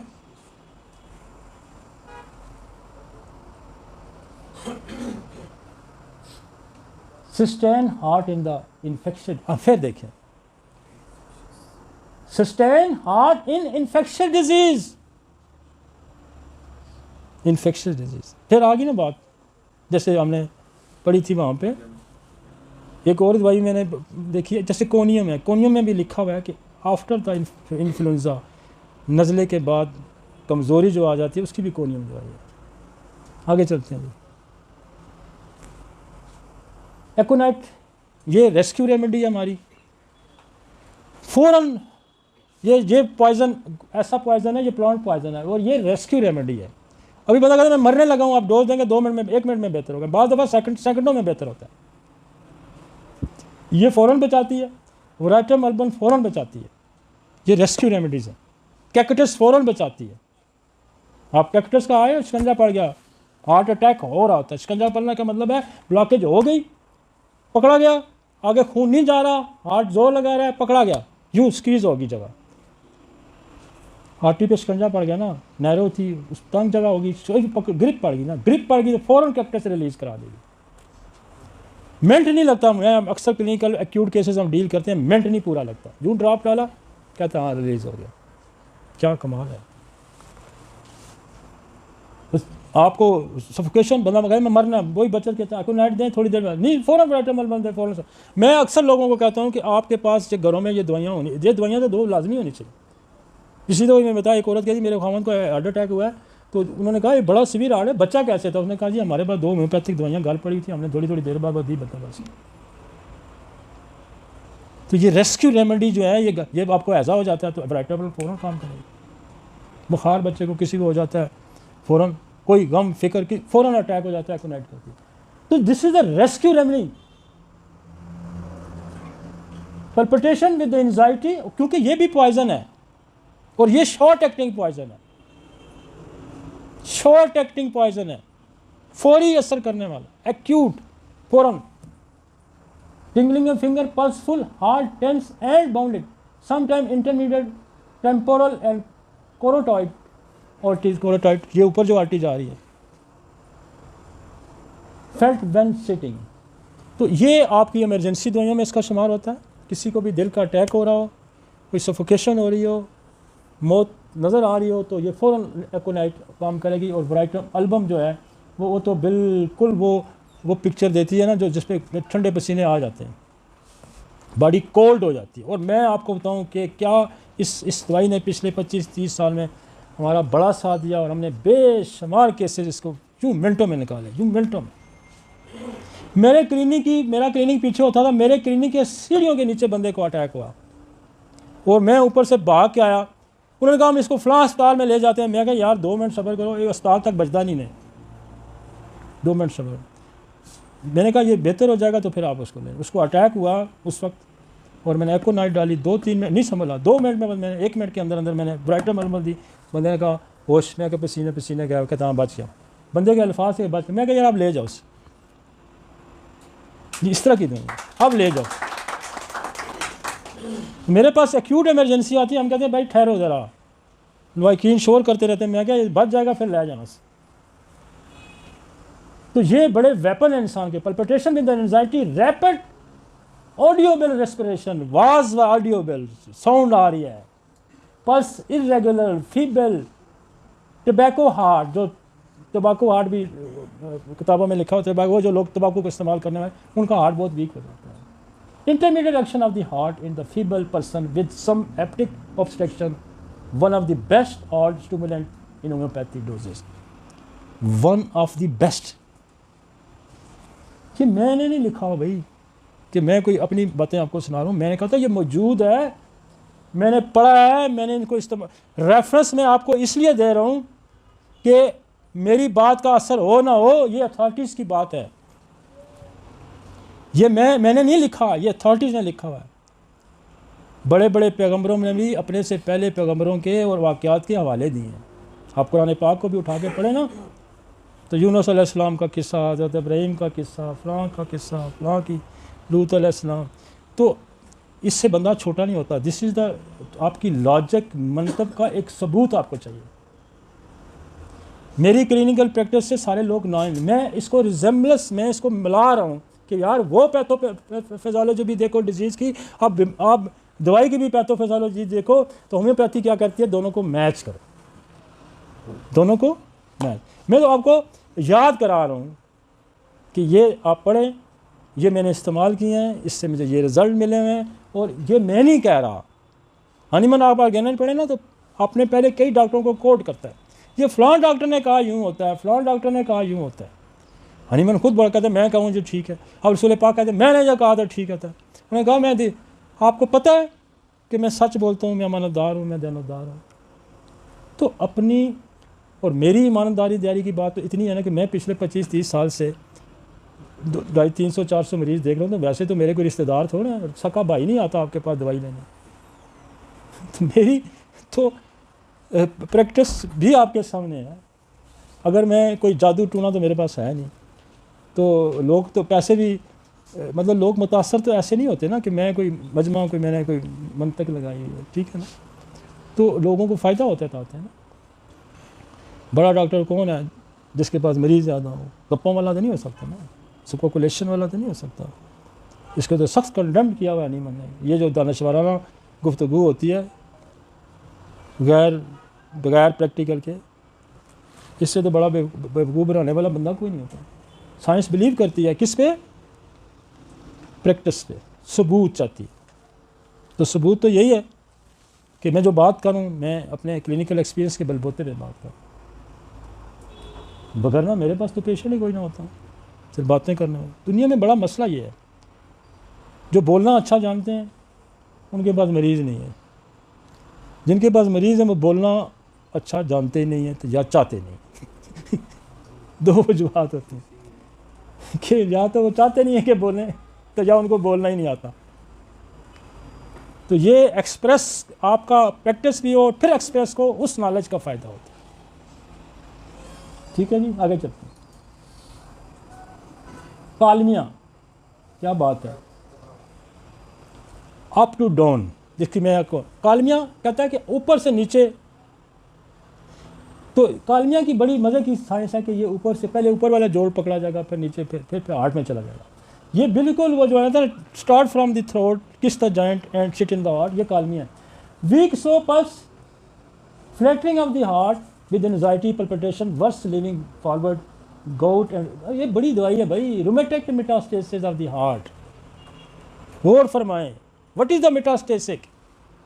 मेटास्टेसिक is this one disease shift to the other organ. एक बीमारी एक ऑर्गन से किसी दूसरे ऑर्गन में शिफ्ट होती है। तो क्या पैथोलॉजी थी, क्या पैथोफिजियोलॉजी थी कि थ्रोट से शुरू हुई, जोड़ों में आई और फिर कहीं और चली गई, यही है ना। तो क्या कह रहा है? Rheumatic metastasis of the heart. Gout है कुछ, उसने तो जोड़ों का दर्द लिखा ना, जोड़ों का दर्द है, गोट है, कुछ भी है, ये जोड़ों से शिफ्ट होकर अगर हार्ट में जाता है, और यही रूमेटिक फीवर है भाई। आपके पास कितनी अप्रूव्ड दवाइयाँ पड़ी हैं यार, इनको जरा पढ़े तो सही। क्या क्या मज़े का लिखता है। असल में ट्रांसलेशन पढ़ते हैं हमारे लोग, मेरे भाई, उर्दू में। तो उर्दू में तो पता नहीं इसने इसको इस मेटास्टेसिस को किस अंदाज में लिखा होगा, और रूमेटिज्म को रूमेटिक को पता नहीं क्या उसने लिखा होगा। वो उसने पता नहीं दर्द फलाना फलाना कुछ लिखा होगा जो आपकी समझ से भी बाहर है। क्यों जी, सही होता है ना, उठा के उर्दू पढ़े ना, ज़्यादा अंग्रेज़ी पढ़ा करो भाई। बेशक डिक्शनरी पास रख लें, कोई इल्म सीखने वाले को कोई ताना नहीं है। आजकल तो गूगल पे यूँ पढ़ा तो यूँ टिक मारा तो लफ्ज़ का मतलब फ़ौरन निकल आता है। भाई वो तो डिक्शनरी भी नहीं खोलनी पड़ती, हम तो डिक्शनरियाँ खोल के बैठे रहते हैं। भाई डिक्शनरी भी नहीं खोलनी पड़ती, क्यों मारा गूगल किया, व्हाट इज़ द मेटास्टेसिस, उससे पता लग जाती, व्हाट इज़ द रूमेटिक, आसान हो गया ना। प्रैक्टिस बेहतरीन करने के लिए मैं आपको ये मेरा मशवरा है दोस्तों को, आप जो मेडिकल टर्मिनोलॉजी के जितना भी आप सीख सकते हैं, मैं तो हाफिज़ तो कोई भी नहीं हो सकता, एकदम नहीं हो सकता, जितना भी आपको सीखते हैं, जो सब्जेक्ट पढ़े उसके लिए तो थोड़ा थोड़ा पढ़ लेना। देखिए यूनानियों ने बड़ा काम किया, आज भी लिटरेचर में यूनानियन का नाम लिखा हुआ, उनके लफ्ज़ लिखे हुए आ रहे हैं। आप पढ़े ना, मेडिकल साइंस पढ़ें, आप कोई इंजीनियरिंग पढ़ लें, आप कोई और भी उठा के देख लेना, उस तमाम ग्रीक वर्ड लिखे हुए हैं। तो जब तक आप उन वर्ड्स को नहीं समझेंगे, आप कैसे समझेंगे? तो देखो ना, आपके पास कहते हैं जी रूमेटिक हार्ट डिजीज़ का इलाज ही कोई नहीं है, क्योंकि ये तो ऑटोइम्यून डिजीज़ है, तो इलाज तो इसने लिखा हुआ बेचारे ने। मैं सिर्फ मोटी मोटी दवाइयाँ पढ़ रहा हूँ ना, मैं तो अगर डिटेल जा नहीं रहा, मैंने तो आपको पास सिर्फ 4-5 दवाइयाँ पढ़ के मैं आपकी आंखें खोलना चाहता हूँ। इसको पढ़ो, इसके हर लफ्ज़ के पीछे एक पूरी पैथोलॉजी है, हर लफ्ज़ के पीछे पूरी पैथोलॉजी है। Rheumatoid metastasis of heart, tachycardia with the pain, thyroid, कहता है ये सिस्टम हो। तो देखो अब थायराइड में भी क्या होता है कि टैकाकार्डिया होता है। जो थायराइड के मरीज़ होते हैं ना, आपको तो साथ साथ पढ़ा भी रहा है कि थायराइड का भी गौर कर भाई, तो ये थायरॉयडिनम की भी सिम्टम है। समझ आइए, मतलब क्या दयानतदारी थी, क्या ईमानदारी थी, क्या इंसानियत थी कि आपको हर पहलू पे जहाँ आप रुकते हैं आपको। मैं एक दिन पहले, मेरे एक पेशेंट है, उसको दर्द ठीक ना हो तो मैं उसको दर्द यूँ आए तो यूँ जाए, यूँ आए तो यूँ जाए, तो बेलाडोना की बड़ी ख़ास सिम्टम है। तो मैं बेलाडोना काम ही ना करे, ऊपर नीचे करके देखा, तो मैंने बेलाडोना खोली, पढ़नी शुरू की थी बोरक में, तो just suddenly appear suddenly disappear के अंडर ब्रैकेट उसने लिखा ऑक्सीटोपस। और मैं सच्ची बात बताऊं कि मैंने ज़िंदगी में ऑक्सीटोपस नहीं पढ़ी थी। मैंने ऑक्सीटोपस को पढ़ा तो ये तो अलामत उसके अंदर लिखी थी। वो ट्रेमर की दवाई निकल आई, कांपने की, पार्किंसन की, और मैंने सैकड़ों ही, मैं कहता हूँ सैकड़ों से भी ज़्यादा मैंने पार्किंसन उससे ठीक किया। फंसा मैं कहीं और, शिकार में करने गया तीतर का, तो वहाँ से शेर भी बीच में से निकल आया। देखो ना, स्टडी जो है आपको कहाँ, मैं उसके अंदर लिखा हुआ, कभी ज़िंदगी में ऑक्सीटोपस पढ़ी नहीं है, मंगाई दी, मेरे बेशुमार पार्किंसन के मरीज़ उससे ठीक हो रहे हैं। देखे ना, तो खुदा जब आप नेक नीयती से कोई काम करते हैं फिर आपकी वो मदद करता है, आपके लिए रास्ते बनाता है, रास्ते बनाता है।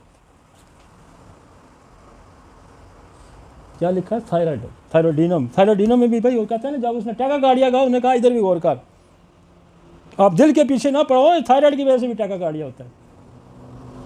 Tobacco heart, dyspnoea and pressure from epigastrium toward the heart, sharp pain, take away the breath, सांस से दूर ले, shooting through chest above heart into the shoulder, frequent pulse heart action, tumultuous, rapid and visible proximus of the anguishes around the heart। इसमें मैं आपको ये तो heart के में हम दिल के दर, इसमें मैं जो मैं बात समझने वाली थी, जो मैं समझाना चाह रहा था कि वो कहता है कि ये जोड़ों का दर्द से हो के फिर हार्ट की बीमारी, और यहाँ कंपैरिजन जो है ना वो सारा इसी तरह है। अब आगे एक और दवाई आएगी जिसकी लिथियम कार्ब आएगी, तो लिथियम कार्ब का भी यही है कि इधर हार्ट की भी तकलीफ होगी, साथ जोड़ों का भी दर्द है।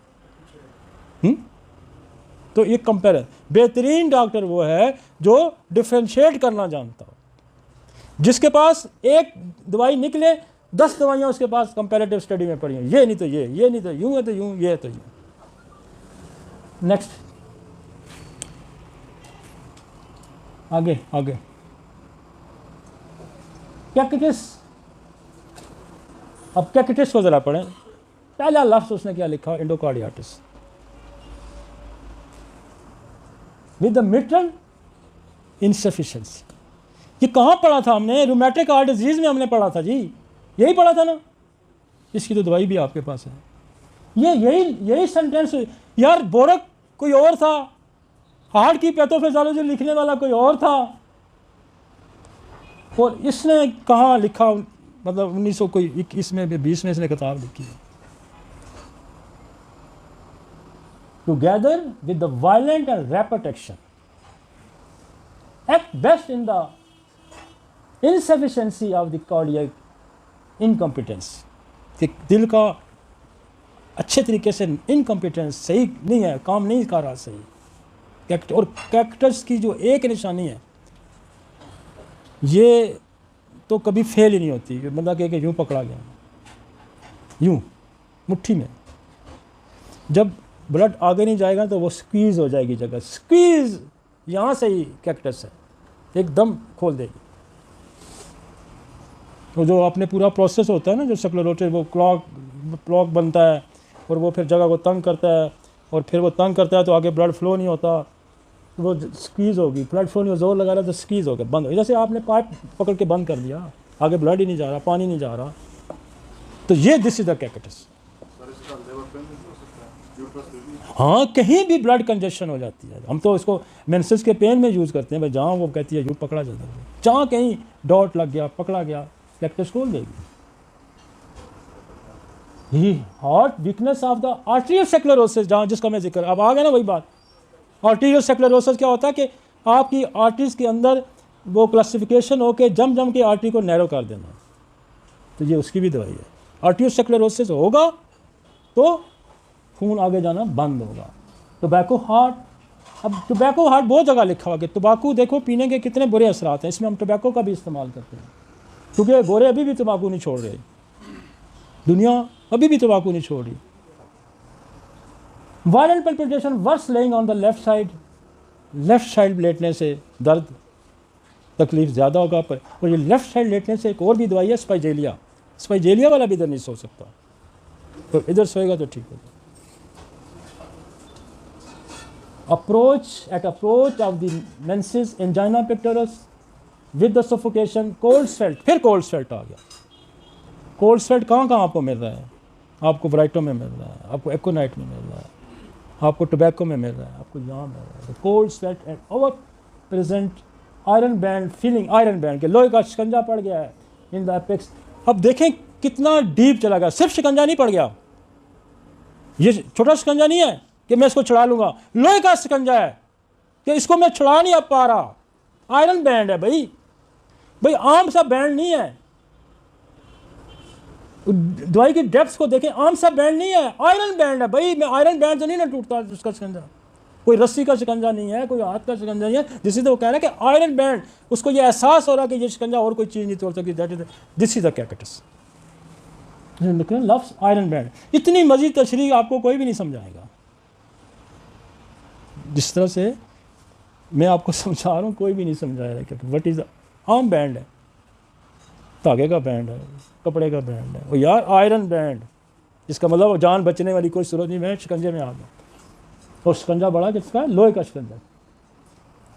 Pain in apex shooting down on the left arm, palpitation with the vertigo, dyspnoea, flatulence, constriction. Again constriction का मतलब यही है अगेन, और कंस्ट्रिक्शन का लफ्ज़ उसने ब्लॉक लेटर में लिखा कि इसको तो भूले ही ना, कंस्ट्रिक्शन का मतलब यही है, ये ब्लॉक लेटर लिखा हुआ है, इसको मत भूलें। इस पूरी दवाई के अंदर मोटे अल्फाज कहाँ लिखे होंगे, इंडोकार्डियाटिस बड़ा, with mitral insufficiency together with the violent, block letter, ये उसने नुमाया करके लिखे हैं। इसके worse lying on the left side, ये बड़े लफ्ज़ लिखे हुए हैं। At approach of the menses, बड़े लफ्ज़ लिखे हुए हैं। कॉन्स्ट्रिक्शन बड़े लफ्ज़ है, लो ब्लड प्रेशर बड़ा लफ्ज़ लिखा हुआ है। मतलब इस दवाई की ऊपर के आने वाली चीज़ों को तो आप बिल्कुल ये इग्नोरेबल नहीं। ठीक है जी, समझ आ गई कैक्टस। मैं आपको दवाइयाँ बता देता कि जनाब रूमेटिक हार्ट डिजीज़ की ये दवाई, मज़ा आपको नहीं आना था। कहाँ समझते फिरते, कहाँ पढ़ते फिरते, कहाँ खोलते किताब, है ना, मज़ा इस तरह आता है। हाँ जी, आगे चलते हैं। लेक्सिस ये नाजा का दूसरा रूप है, ये अमेरिकन नाजा, बड़ी कमाल की दवाई है। इस पे भी कंस्ट्रक्शन है, इसके तो गले पे भी, इसके गले पे हाथ पड़ जाता है। या फिर जब नाजा लेक्सिस की पेशेंट कहती है कॉलर परे करो, खोल के बटन रखती है, पकड़े जाने का एहसास इसके अंदर भी बड़ा है। Palpitation with the fainting spell specially during the climacteric period, फिर constricted feeling causing palpitation, constricted यहाँ भी आ गया, विद एंजाइटी, साइनोसिस क्या होगा कि जब बंदा नीला हो जाएगा, इर्रेगुलर बीट है। मजे की आगे चलें। स्पाइजेलिया बहुत मज़े की दवाई है, ये मशहूर है दिल की धड़कन पे।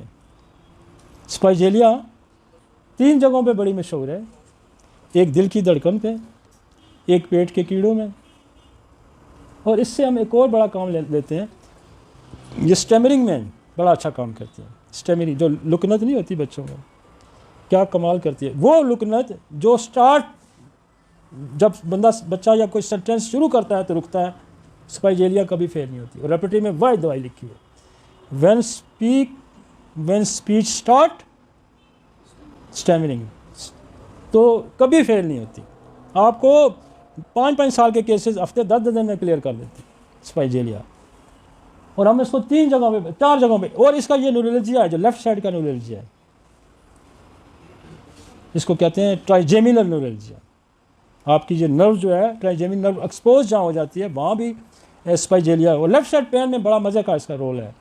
लेक्सिस भी हम देते हैं, स्पाइजेलिया भी देते हैं। ये 2 दवाइयाँ बहुत कॉमनली लेफ्ट साइड के हेडेक के लिए यूज होती हैं। Great aggravation from the movement, frequent attack of the palpitation with the full order from the mouth, pulse weak and irregular, pericarditis फिर आ गया, with the sticking pain, palpitation, dyspnea आ गया, neuralgia extending to arm आ गया, angina आ गया, दिल का दर्द आ गया, craving for the hot water which relieve rheumatic carditis। दवाइयाँ मैंने चुन के रखी हुई हैं, हमने भी जो मटीरियल मेडिकल ना अर्क निकाला हुआ है, चुन के दवाइयाँ ये वो है कि आप इसके दिल के चैप्टर पढ़ें तो आपको मज़ा आ जाए। और ये सारी कोई लफ्ज़ कामा फुल स्टॉप हमने अपने पास से नहीं डाला, उठा के वहाँ लगा दिए ताकि आपको कोई शक व शुबा ना कि कोई बंदा ये नहीं कि कोई ऐसा मुबालगा राय से काम कर रहा, मैंने उठा के वहाँ से लगा दिया। एक कामा भी फुल स्टॉप भी हमने चेंज नहीं किया, इसलिए कि मौजूद है इलाज। और जो पिक्चर हमने आर्ट की आपको दिखाई उसकी पिक्चर से हूबहू ये दवाइयाँ सारी मैच करती हैं। Craving for the hot which relieves rheumatic carditis, trembling pulse, whole left side sore, dyspnoea, must lie on the left. मैंने क्या कहा था पीछे कि ये बाएं तरफ नहीं लेट सकता, इस तरफ लिखेगा, एग्रीवेट करेगा। लेक्सेस वाला भी इधर नहीं लेट सकता, वो भी इधर नहीं लेटेगा, प्रेशर नहीं बर्दाश्त करता। The whole left side sore, dyspnea must lay on the right side with head high। head high ये भी करता है, पानी है ना, सिर ऊंचा रख के सोगा। ये सारे जो है ना ये हेड हाई करेंगे, उस वाला स्पोंजिया वाला भी करेगा, नाजा वाला भी करेगा, लेक्सेस वाला भी करेगा, स्पाइजेलिया वाला भी करेगा। ये सारे क्योंकि हार्ट से ही काम नहीं कर रहा और फेफड़ों के अंदर पानी होता है, सीधा होने से पानी नीचे बैठ जाता है, इस तरह से ऊपर होता है तो सफोकेशन होती है, उठ के बैठ जाएगा। ठीक है जी। डिजिटेलस ये एलोपैथिक से आई हुई दवाई है। Digitalis the least moment cause violent, ये ज़रा सी भी हरकत बर्दाश्त and sensation as if the would cease the beating, कि मैं हरकत करूँगा तो मर जाऊँगा। इफ़ ही मूव अपोजिट, अगर वो कहता कि मैं हरकत ना करूँगा तो मर जाऊँगा तो फिर जलसी में है, हरकत करूँगा तो मर जाऊँगा, तो ना करूँगा तो मर जाऊँगा, अपोजिट भी है। कमाल है ना। एक आता है हरकत करूँगा तो मर जाऊँगा, दूसरा आता है हरकत ना करूँगा तो मर जाऊँगा। Frequent stitching in the heart, irregular heart, specially of the mitral disease, फिर आ गया mitral disease, very slow pulse, intermediate weak, cyanosis, in quality of pulse, it is very sudden sensation as if heart stood still. कहते हैं heart ऐसा लगता है कि बंद हो जाए, स्टिल हो जाएगा, रुक जाएगा। And quickened by least moment, जरा से भी हरकत। पेरिकार्डियाटिस, फिर पेरिकार्डियाटिस आ गया, copious serious oxidation, dilated heart आ गया, फिर डायलेटेड आ गया, हार्ट फैल गया, बढ़ गया, इलाज कर गया। Irregular with slow and feeble pulse, hypertrophy है, रिपीट कर रहा है, डायलेशन भी है, हाइपरट्रॉफी, कंफ्यूज होने की जरूरत नहीं, सेम ही है, ठीक है। Hypertrophy with the dilation, cardiac failure following fever, हम समझ आ गई तो, कार्डियक फेलियर फॉलोइंग फीवर क्या है, ये भी रूमेटिक फीवर है। जरा लिखने वाला आपकी वो लिख रहा है कि इतनी वो मुख्तलिफ लैंग्वेज यूज़ कर रहा है, मुख्तलिफ वर्ड है, मतलब वही है, एंड कार्डियक ड्रॉप्सी, दिल में पानी पड़, ठीक है जी। हो रहा है लेटोडेक्टिस, ये मकड़ा है, लेटोडेक्टिस मकड़ा, स्पाइडर से बनता है ये दवाई, और ये दिल के जो एंजाइना होता है ना, दर्द है दिल का, क्या कमाल की दवाई है, फ़ौरन फ़र्क पर डालने वाली है। Violent pericardial pain extending to the axilla and down of the, ये दर्द यहाँ से स्टार्ट होकर यूँ आता है, और ये बल्कि यूँ भी आता है, रेपटी में इसके दो लिखे हुए हैं कि राइट को भी ये सारा यूँ फैलता भी, वन साइडेड भी जाता है, यूँ फैलता है। हार्ट का दर्द यूँ बाजू में आएगा, हार्ट का दर्द यूँ बाजू में लेटोडेक्सन, यूँ बाजू में आएगा कालमिया, हार्ट का दर्द जो है इधर ही रहेगा तो चिलिडोनियम, हार्ट का दर्द पीछे क्रॉस करेगा तो सेंचरस, हार्ट का दर्द सिर पेल्पिटेशन के साथ आएगा तो स्पाइजेलिया, हार्ट का दर्द शिकंजे के साथ आएगा तो कैक्टस। ये हमारे टिप्स पे हैं ये दवाइयाँ, क्योंकि रोज़ क्लिनिक पर हम यूज़ करते हैं ना, यूँ होगा तो यूँ, यूँ होगा तो यूँ, यूँ होगा तो यूँ, इसलिए कहते हैं ना ये डॉक्टर अली इतनी जल्दी मरीज़ कैसे देखता है, वो एक मिनट में हम यूँ डिफरेंशिएट करके फ़ौरन दवाई प्रिस्क्राइब करते हैं। भाई अब मैं किताब तो नहीं ना मैं खोली, मैं टिप्स पे बोल रहा हूँ कि यूँ होगा तो यूँ होगा, यूँ होगा तो यूँ होगा।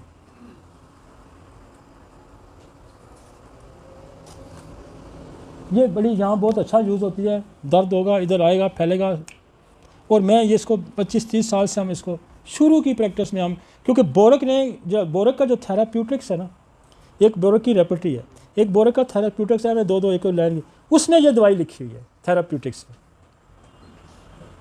एंजाइना के लिए, ये उसमें उसने लिखी है। तो हमें शुरू में तो इतना नहीं से पता होता, तो हम थेराप्यूटिक्स पढ़ते थे कि यार तो एक दो दवाइयाँ मिल जाएंगी तो दे दो, एक तो दो दवाइयाँ, क्योंकि शुरू में तो इतने रेपटी पढ़ना ये वो तो बड़ा इतना मुश्किल होता था, तो हम थेराप्यूटिक्स पढ़ लेते थे कि वहाँ से कोई चीज़ मिल जाए, तो वहाँ से 2-3 दवाइयाँ लिखी जिसमें आई। नेक्स्ट लाइकोपोडियम, क्या कमाल की दवाई है लाइकोपोडियम, तो बड़ी पोलिक मेडिसिन है भाई, इस पर तो घंटों बोला जा सकता, एक दवाई पे घंटों बोला जा सकता है।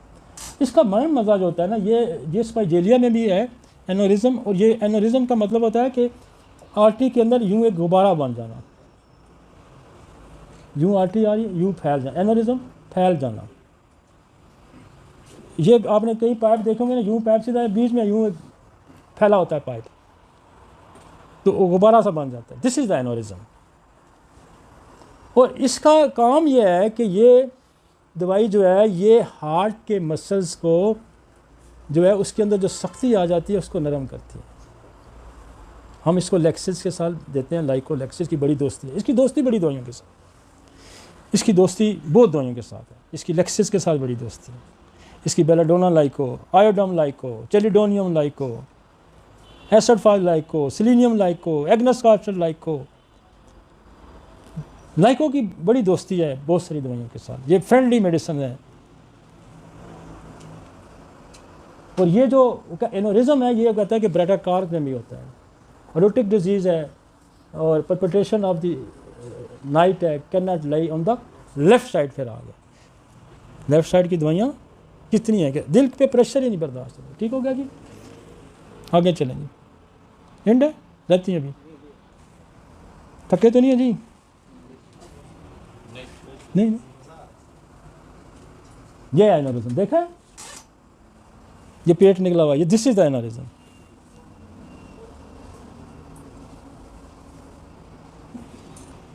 This is the aneurysm. और एनोरिज्म बड़ा मुश्किल है जी, एलोपैथिक में भी ट्रीट होना, आपके पास तो दवाइयाँ पड़ी हैं ना, वो तो कहानी उधर भी कोई नहीं। आगे चलें जी,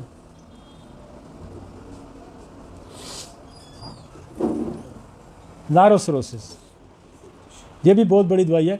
लारोसिरोसिस हमने शुरू में हमने यूज़ की, कहाँ यूज़ की, कि जो बच्चे पैदा होते थे ना, पीडीए वाले बच्चे होते हैं, पीडीए वाले या एलडीवी ये साइनोस होते हैं। तो मैंने कई दफ़ा एक एक दो दो दिन के बच्चों को हमने वहाँ नर्सरी में दवाइयाँ खिलाई हैं। लारोसे एक एक दो दो बच्चा सांस सही ले लेता है। Basically PDA, what is the PDA? PDA ये होता है कि ये पेटेंट डक्टस ऑर्टियोसिस है, कि जब बच्चा पैदा होता है तो ये जो पेटेंट ऑर्टरी है ये बंद हो जाती है, इनकी बंद नहीं होती। तो ये जो ब्लड है साफ़ और दूसरा खून मिक्स हो जाता है। ये जो ही ये फेफड़ों को उस वक्त इस्तेमाल होती है, ये पेटेंट डक्टस जो डक्ट है, जब माँ के पेट में बच्चा होता है। जो ही डिलीवर होगा तो ये बंद हो जाना होता है। इसको कहते हैं पीडीए। तो पीडीए की बड़ी दवाई है लारोसिरोसिस। वैसे भी जो दिल के मरीज़ हैं ना, जिनके सांस फूलते हैं, तो हम इनको कसरत से ये इस्तेमाल करते हैं। लारोसिस वो हम देते हैं। मतलब चल नहीं सकता, सांस फूलता है, उठता हूँ, इसके बारे में लिखा हो कि ये तो शर्ट तब्दील करते हुए इसका सांस फूल जाता है। इवन शर्ट बदलते हुए इसका सांस, लीस्ट मोमेंट से इसका सांस फूल जाता है। And excellent remedy for least moment के साथ भी सांस फूलना, लारोसिरोसिस। क्लचिंग, फिर क्लच, अब ये क्लच आ गया यहाँ पे, ये क्लचिंग, कंस्ट्रिक्शन, बैंड, ये सारा एक ही है। क्लचिंग, अब नहीं रात को दांत बच्चा क्लच कर लेता है, दबा लेता है, यही है ना क्लचिंग। क्लचिंग, क्लच दबाते नहीं आप, क्लचिंग। तो this is the clutching at the heart and palpitation and cyanosis. Basically देखो, मैंने उधर देखा है न्यू नेटर में जो बच्चे पैदा होते हैं और साइनोस होते हैं, ये उनकी बड़ी दवाई। ये तो चूँकि हमारे टिप्स पे चढ़ी होती हैं ये दवाइयाँ, और हम पीडीए वालों को, हम एएसडी को, वीएसडी को, हम कसरत से कोई भी और दवाई इस्तेमाल करें तो हम इसको लारोसिरोसिस का साथ ज़रूर इस्तेमाल कराते हैं कि उनका साइनोस नहीं होते। Conium, grip, old fashion term for influenza, कि इन्फ्लुएंजा के साथ अगर आपको कोई प्रॉब्लम हो जाता है, नज़ला ज़ुकाम, तो आम बात है। और पहले तो इन्फ्लुएंजा की वैक्सीन इधर भी लगती है, बाहर में तो हर साल लोगों को इन्फ्लुएंजा की वैक्सीन लगती है। तो दैट इज़ द इन्फ्लुएंजा। ठीक हो गया, आगे चले। एक नज़र हम दवाइयों पे डाल देंगे सारी पे, असल में दवाइयाँ बहुत लंबी। मेरी कोशिश ये है कि आप देखें इसको, एकोनेट पर आगे चलें। हाँ, ये सारी मेरी कोशिश ये थी कि पहले वो वजह हम समझें कि जिसकी वजह से आपका इम्यून सिस्टम एक्टिवेट हुआ। जैसे नॉन काज जहाँ स्टेप्टोकोकस था, मुख्तलिफ जगह पे हो रहा है, वैक्सीन का जिक्र में, बट कोई भी वजह से वो एक्टिवेट हुआ और उसने मिस्टेकनली आपके बॉडी पे अटैक किया। बेसिकली तो बात ये है, उस वजह को जानना बड़ा ज़रूरी है। और दवाइयाँ आपकी मैंने जो जितनी ये पढ़ाई हैं, 4-5-6 दवाइयाँ, ये बहुत ज़्यादा हैं। मतलब इनको अगर आप रोज़ एक दो दफ़ा पढ़ लेंगे तो ये आपकी समझ में आ जाएंगी। तो आप जो है ये ऑटोइम्यून हार्ट डिजीज़ को मैक्सिमम कवर कर सकते हैं। लेकिन इसके अलावा भी बहुत सारी लिस्ट आ जाएगी, आप लिस्ट ला दें, लिस्ट लाएँ। एडोनेंस है, अब मैं सारी पढ़ूँगा, एड्रेनलिन है, आगे चलेंगे, एलियम स्टाइवा है, अमाइल नाइट्रेट है, एपिस मेलिफिका। अब एपिस मेलिफिका पे रुकें, मैं यहाँ इसको बहुत यूज़ करता हूँ। कहाँ यूज़ करता हूँ? जहाँ हमने पानी निकालना हो फ़ौरन, हार्ट की डिज़ीज़ में, फेफड़ों की डिज़ीज़ में, आपका किडनी की डिज़ीज़ में, लिवर की डिज़ीज़ में, हम इसको एज ए एमरजेंसी यूज़ करते हैं। उस बीमारी का हम इलाज करते रहते हैं, 7 एप्पल्स दे के हम पानी को ड्रेन करते रहते हैं। ये पानी बड़ा अच्छा बाहर निकालती है। तो दिल के मरीज़ों, मेरा एक डॉक्टर से मेरी बातचीत हो रही थी, वो कहता है यार कोई इतना बड़ी साइंस नहीं है, दिल के मरीज़ों में कोई इतनी बड़ी साइंस नहीं, बस पानी ना अंदर जमा होने दें, फेफड़ों पे, हार्ट पे प्रेशर ना बनने दें, पानी निकालते रहें तो मरीज़ बचा रहेगा। लेकिन हम ना सिर्फ पानी वहाँ से निकाल रहे हैं, हम तो कार्डियक इनपुट आउटपुट उसको भी ठीक करते हैं, साथ साथ हम इस फंक्शन को भी करते हैं। मतलब मेरे पास लिवर सिरोसिस आ जाएगा तो मैं साथ लिवर सिरोसिस को भी ठीक करूँगा, 7 एप्पल दे के हम पानी भी ड्रेन करते रहेंगे ताकि प्रेशर कम हो। तो ये बहुत मज़े की दवाई है कि जहाँ पानी बॉडी के अंदर आ जाए, चाहे वो किसी वजह से भी आ जाए, आप उस डिजीज़ का इलाज करते करते साथ, मैं रुका इसलिए हूँ ताकि इसको मैं थोड़ा सा समझ, तो ये साथ साथ आपको ड्रेनेज का, जैसे वो देते हैं ना, वो लासिक्स देते हैं या स्टेरॉइड देते हैं, ये बस समझे आपकी लासिक और स्टेरॉइड का आला दर्जा है ये। ठीक हो गया? अपोसाइनम भी यही रोल है इसका भी, और आर्सेनिक एल्बम का भी यही रोल है। ये भी पानी हम पानी निकालते हैं, लेकिन इसकी अपनी बड़ी, असल में इतनी दवाइयाँ हैं कि मैं सारी तो फिर मेरा बहुत तवील, मैं आपको एक रोड मैप देना चाह रहा था, चंद दवाइयाँ हमने डिटेल आपको पढ़ाई, लिस्ट हम आपको प्रोवाइड इसलिए करें कि ये भी आप पढ़ सकते हैं। और सेनेकल्बम है, और मार्स है। अच्छा एक और दवाई है, ये इस पे रुके हैं, इस पे भी रुकते हैं, ये बहुत बड़ी दवाई है दिल की, gold, hypotrophy, atrophy, mitral leaf prolapse, MLP भी एक डिजीज़ होती है, MLP मिटल लीफ प्रोलैप्स, कि वो खुलता है ना, जो वो प्रोलैप्स हो जाता है फिर खुलता नहीं, उसको मिटल लीफ प्रोलैप्स, वॉल्व के मिटल वॉल्व के ऊपर एक ऐसे फ्लैपर सा लगा होता है, वो दैट इज़ अ मिटल लीफ प्रोलैप्स। सोना जो है ना, ये इसके बारे में इतना है कि ये बहुत पावरफुल दवाई है, और आपकी बॉडी की सारी कंपोजिशन को यकजा स्ट्रीमलाइन करना, उसको कंट्रोल करना, सोना ज़िंदगी की अलामत है। इसकी पहली अलामत मायूसी है, और आखिरी अलामत इसकी सुसाइड है कि बंदा मौत की तरफ जा रहा होता है। पहली सिम्टम मायूसी, आखिरी सिम्टम डेथ, सुसाइड, खुद मार जाता है। ऑटोम्यून क्या है भाई? ऑटोम्यून खुद मरने वाली बात है ना, अंदर से खुद मारन आपको। सोना क्या है? सोने में खुदकशी है। आई समझ? आप हर ऑटोम्यून डिजीज़ में ऑरोमेड का इस्तेमाल कर सकते हैं, हर ऑटोम्यून डिजीज़ में। सोना जब आप ख़रीदने जाते हैं तो खुश होते हैं, जब आप बेचने जाते हैं तो परेशान। कोई सोना वैसे तो नहीं बेचता, पैसे लोड होंगे तो बेचेगा ना। जब सोना बेचने जाएगा तो परेशान होगा, जब ख़रीद के लाएगा तो खुश होगा। सोने की डेफिशिएंसी की पहली अलामत ये है कि जब कम होगा तो नाखुशी आ जाएगी, अल्टीमेटली डेफिशिएंसी हो जाएगी तो मर जाएगा, खुद मर जाएगा। ऑटोम्यून क्या? खुद मर रहा है ना, अंदर से ही निज़ाम मार रहा है। तो ओरोमेड पे रुका मैं इसलिए हूँ कि ये यहाँ नहीं लिखा हुआ, ये बेसिकली दिल की बहुत बड़ी दवाई है, लेकिन ओरोमेड की मैं फिलॉसफी आपको बता रहा हूँ। ओरोमेड जो है वो ज़िंदगी की अलामत है।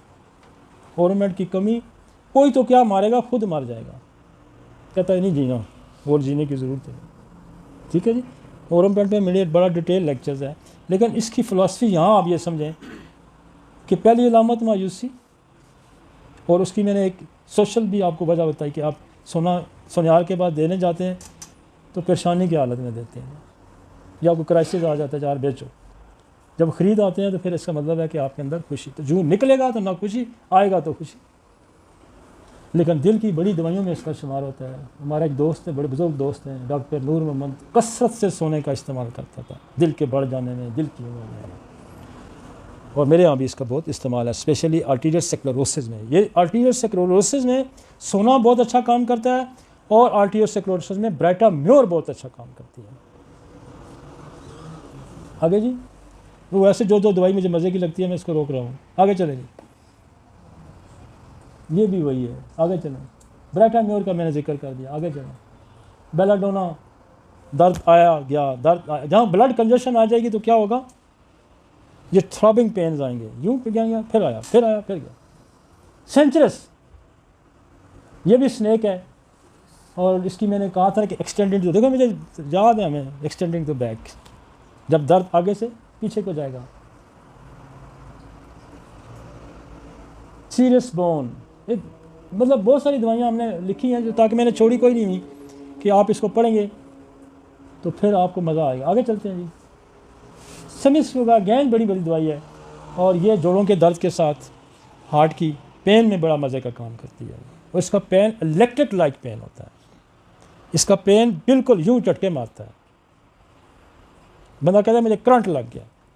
करंट वाली और बड़ी दवाइयाँ हैं, मतलब मैगफास है, हाइपेरिकम है, थेलियम है, थ्रीडियन, करंट, मैगफास, हाइपेरिकम, थ्रीडियन, ये सारी करंट वाली हैं। सेमिस होगा, आगे चलेंगे। कल मलेरिया, ये भी बहुत सेंसेशन है, द हार्ट को सीज बीटिंग, वो कहता है ऐसे लगता है कि दिल बंद हो जाएगा। आगे चलते हैं, आगे चलते हैं। कैटेगल्स का जिक्र हो गया, डिजिटेलस का हो गया। एल सीरम, अगेन एक और बड़ी दवाई आ गई है। एल सीरम पे इसलिए मैं रुक रहा हूँ कि ये बेसिकली हार्ट, ब्लड प्रेशर, और फिर इसका ये होता है कि यूरेमिया, कार्डियक यूरेमिया। यूरेमिया क्या होता है? किडनी फेल हो जाना, क्रिएटिनिन बढ़ जाना, यूरिया बढ़ जाना, दिस इज द यूरेमिया। तो कार्डियक यूरेमिया, दिल की वजह से गुर्दे फेल हो जाए, और ये ब्लड प्रेशर किडनी फेलियर के जो ब्लड प्रेशर होते हैं उसमें बहुत अच्छा काम करती है। आगे चलेंगे। जर्सी में होगी ग्लूकोनाइन नाइट्रोग्लाइसाइड। क्या बात है इस दवाई की। इस दवाई के साथ एक हिस्ट्री है, इस दवाई के साथ एक हिस्ट्री है। ये वो दवाई है जिसको इंजेक्शन भी कहते हैं, जो ज़ुबान के नीचे रखी जाती है। और ये जो मेथड है ये हेरिंग ने इंट्रोड्यूस कराया। हेरिंग कौन था? होम्योपैथिक डॉक्टर था। और ये एलोपैथिक में भी यूज़ होती है और हमारे यहाँ भी यूज़ होती है। तो ये एक पूरी हिस्ट्री, इसलिए मैं कह रहा हूँ कि इसकी ये हिस्ट्री है कि ये इसका जो है ना, ये जो मेथड इंट्रोड्यूस कराने वाला डॉक्टर था वो डॉक्टर हेरिंग था और वो होम्योपैथिक डॉक्टर था। ठीक हो गया जी। तो इस दवाई के साथ एक बड़ी, ये बेसिकली हम सडनली जो ब्लड प्रेशर और दिल की धड़कन बहुत तेज़ होती है ना, जिस तरह बहुत तेज़ इसकी दिल की धड़कन होती है ग्लूकोनाइन की, और ब्लड प्रेशर भी तेज़ होता है, दिल की धड़कन रोकने में बड़ी रैपिडली फ़ौरन ये रोकती है ग्लूकोनाइन। ठीक है जी। वायलेंट पल्पिटेशन, इसके अंदर लिखा हुआ है ना, वायलेंट पल्पिटेशन। ग्रेनेलिया अगेंस्ट बड़ी मेडिसिन है। इसका यह है कि ये लेट नहीं सकता बंदा, जैसे मैंने कहा था स्पोंजिया, स्पाइजेलिया, लेक्सेस, नाजा, ये सारी उसके साथ इसकी रिजेंबलेंस है। और इसके साथ भी मेरी बड़ी एक हिस्ट्री है दवाई के साथ कि मेरा एक मरीज़ था, वो दिल का, वो बेचारा ठीक नहीं हो रहा था, वो 6 महीने से सोया नहीं था। और मेरे क्लिनिक पे मैंने उसको, मेरे पास सुबह 5 बजे उठ के गया, नहीं सो सक रहा था, चला गया। मैं घर गया 5 बजे, फिर मैंने दवाई पढ़नी, दो पढ़नी। अब मरीज़ पेशावर से आया हुआ था। मैं क्या यार बड़ी अफसोस है, बेचारा डैड ठीक हुए चला गया। तो मैंने जब ग्रेनेलिया पढ़ा ना, तो मैं वो ये तो इसकी दवाई यही बनती थी। बंदा चला गया। मैंने उस बंदे को फ़ोन किया, मैं क्या वो कहाँ है? कहते हैं हम अटक का पुल क्रॉस करना। मैं क्या वापस आ जाओ, दवाई मिल गई। कहते हैं जी वो 4 घंटे नहीं मिली और मिल गई। मैं कह रहा दवाई मिल गई, काम करेगी। तो मैंने क्लिनिक पे फ़ोन किया, मैंने कहा यार, मैं 7-8 बज गए थे, सोया भी नहीं सारी रात। मैंने कहा यार इसको ग्रेनेलिया के ड्रॉप्स दो। ग्रेनेलिया के ड्रॉप्स दिए, मैं उसको फॉलो करता रहा। वो कहते हैं जब ग्रेनेलिया के ड्रॉप्स जहाँ हम पी के निकलें तो 5-4-6 मिनट के बाद बाबा जना सीट पे सो गया था, लेट गया था। और 6 महीने इस 6 महीने पूरे उस एक डोज से ये लेट जाता था ग्रेनेलिया से। तो मुझे 6 महीने के बाद मैंने इसको रिपीट किया। तो इसके साथ मेरी बड़ी एक हिस्ट्री है ग्रेनेलिया के साथ। ठीक है जी। नहीं बोलन जी, पर टेंशन मैं नहीं यूज़ करता मैं तो। नहीं देखें, पहला कंसेप्ट याद रखें जी, homeopathy is not mother tincture. Homeopathy is a potency diluted. Tincture is allopathic and हिकमत। आगे चलें। हेमोटॉक्सिलोन, ये भी बड़ी मज़े का इसका एक सिम्टम है जी। ये कहते हैं कि लोहे का बार, मैंने सेंचुरस में आपको ये कहा था कि वो कहता है दर्द फ्रंट से बैक हो जाता है। ये कहता है यहाँ किसी ने लोहे की सलाख अंदर से घुसेड़ के पीछे ले गया। हीमोटॉक्सिलोन क्या क्या लोगों ने प्रूविंग की हुई है जी। चलें। हाइड्रोसायनिक एसिड, वायलेंट पल्पिटेशन, ये बंदे को मार देती है। ये भी दवाई बड़ी ख़ास दवाई है, इसको हम बच्चों के फिट्स में बड़ा यूज़ करते हैं। ये बड़ी दवाई है, या आनन फानन मार देती है, बच्चों को फिट्स पढ़ के मार जाते हैं। Hydrocyanic acid. आगे चलते हैं जी। हाइब्रस, आगे चलते हैं। ये भी पास की उसकी दवाई है। इग्निशिया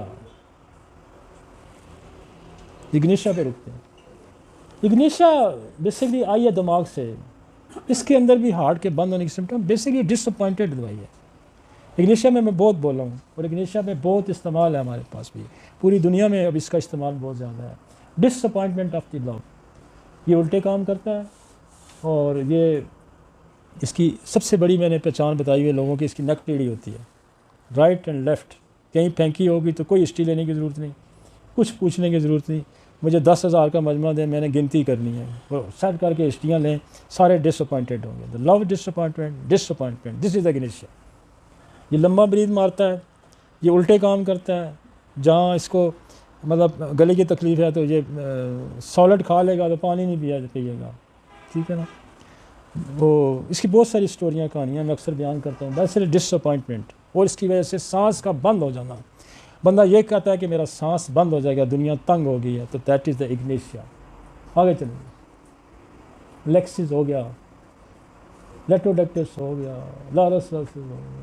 लीडियम टेक अगेन बड़ी मज़े की दवाई है दिल के दर्द के लिए।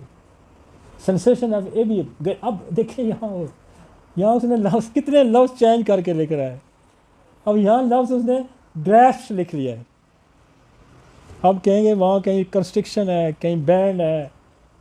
अब यहाँ एक और लफ्ज़ आ गया। पुराने गोरे लिखते हैं मुख्तलिफ अल्फाज, अंग्रेज़ी भी जो है ना, जिस तरह हमारे यहाँ उर्दू कई किस्म की बोली जाती है, the grass is in wise, अगर उसने कैक्टस भी देखा, वही शिकंजा आ गया इसके अंदर, ठीक है।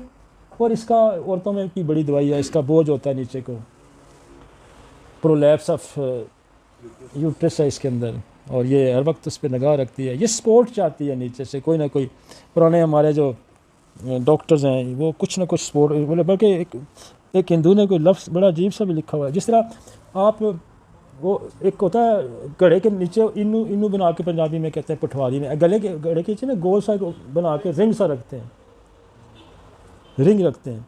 तो इस तरह ये मतलब नीचे से कोई जिस तरह घड़े के नीचे रिंग रखते हैं ना, ताकि वो नहीं ठहर नहीं सकता ना, तो इसको भी नीचे से इस तरह रिंग रखने की ज़रूरत पड़ती है, इसको बाकायदा नीचे से सपोर्ट रखनी, ये बड़ी ख़ास अलामत है इसकी। तो ये उस पर बड़ा मज़े का काम करती है। ये डाउनवर्ड सेंसेशन जो होती है ना, जिसमें आपकी सिपिया बड़ी पॉपुलर मेडिसिन है, और म्यूरिक्स है, सिपिया है, लिलियम टिग है, काली कार्ब है, सिफलिनियम है, ऑरोमेट है, ये सारी डाउनवर्ड सेंसेशन की है। इसकी स्पेशल होती है कि ये सपोर्ट चाह रही होती है, और ये हमेशा बैठेगी तो कोई ना कोई कपड़ा करके तो नीचे अपने फिर बैठेगी। तो यूट्रल प्रोलैप्स का इतना ज़्यादा सेंसेशन होती है कि ये सिर्फ सीट पे बैठती नहीं, बल्कि उसके नीचे, जैसे मैंने मिसाल दी, इस तरह कोई ना कोई चीज़ रखी। ठीक है जी, आगे चलते हैं। एक और दवाई बड़ी मज़े की है, देखें, ये रूमेटिक मेडिसिन है, और ये सोर्स सेंसेशन कार्डियक सडन, ये जोड़ों के दर्द और दिल की तकलीफ जब आती है तो ये वाकई, ये हम इसको गोट में भी बड़ा, ये यूरिक एसिड को कम करती है, बड़ी मज़े की दवाई है जी लिथियम का। हम इसको किडनी फेलियर में भी इस्तेमाल करते हैं, जिनका यूरिक एसिड बड़ा होता है, तो आर्टिकाजुरन और ये आपका यूरिक एसिड को कंट्रोल करने की बड़ी दवाई है। ठीक है जी, आगे चलते हैं। इंशाल्लाह नेक्स्ट लेक्चर होगा, कोई कमी शमी हुई तो माफ़ करना यार। हाँ जी, सही है।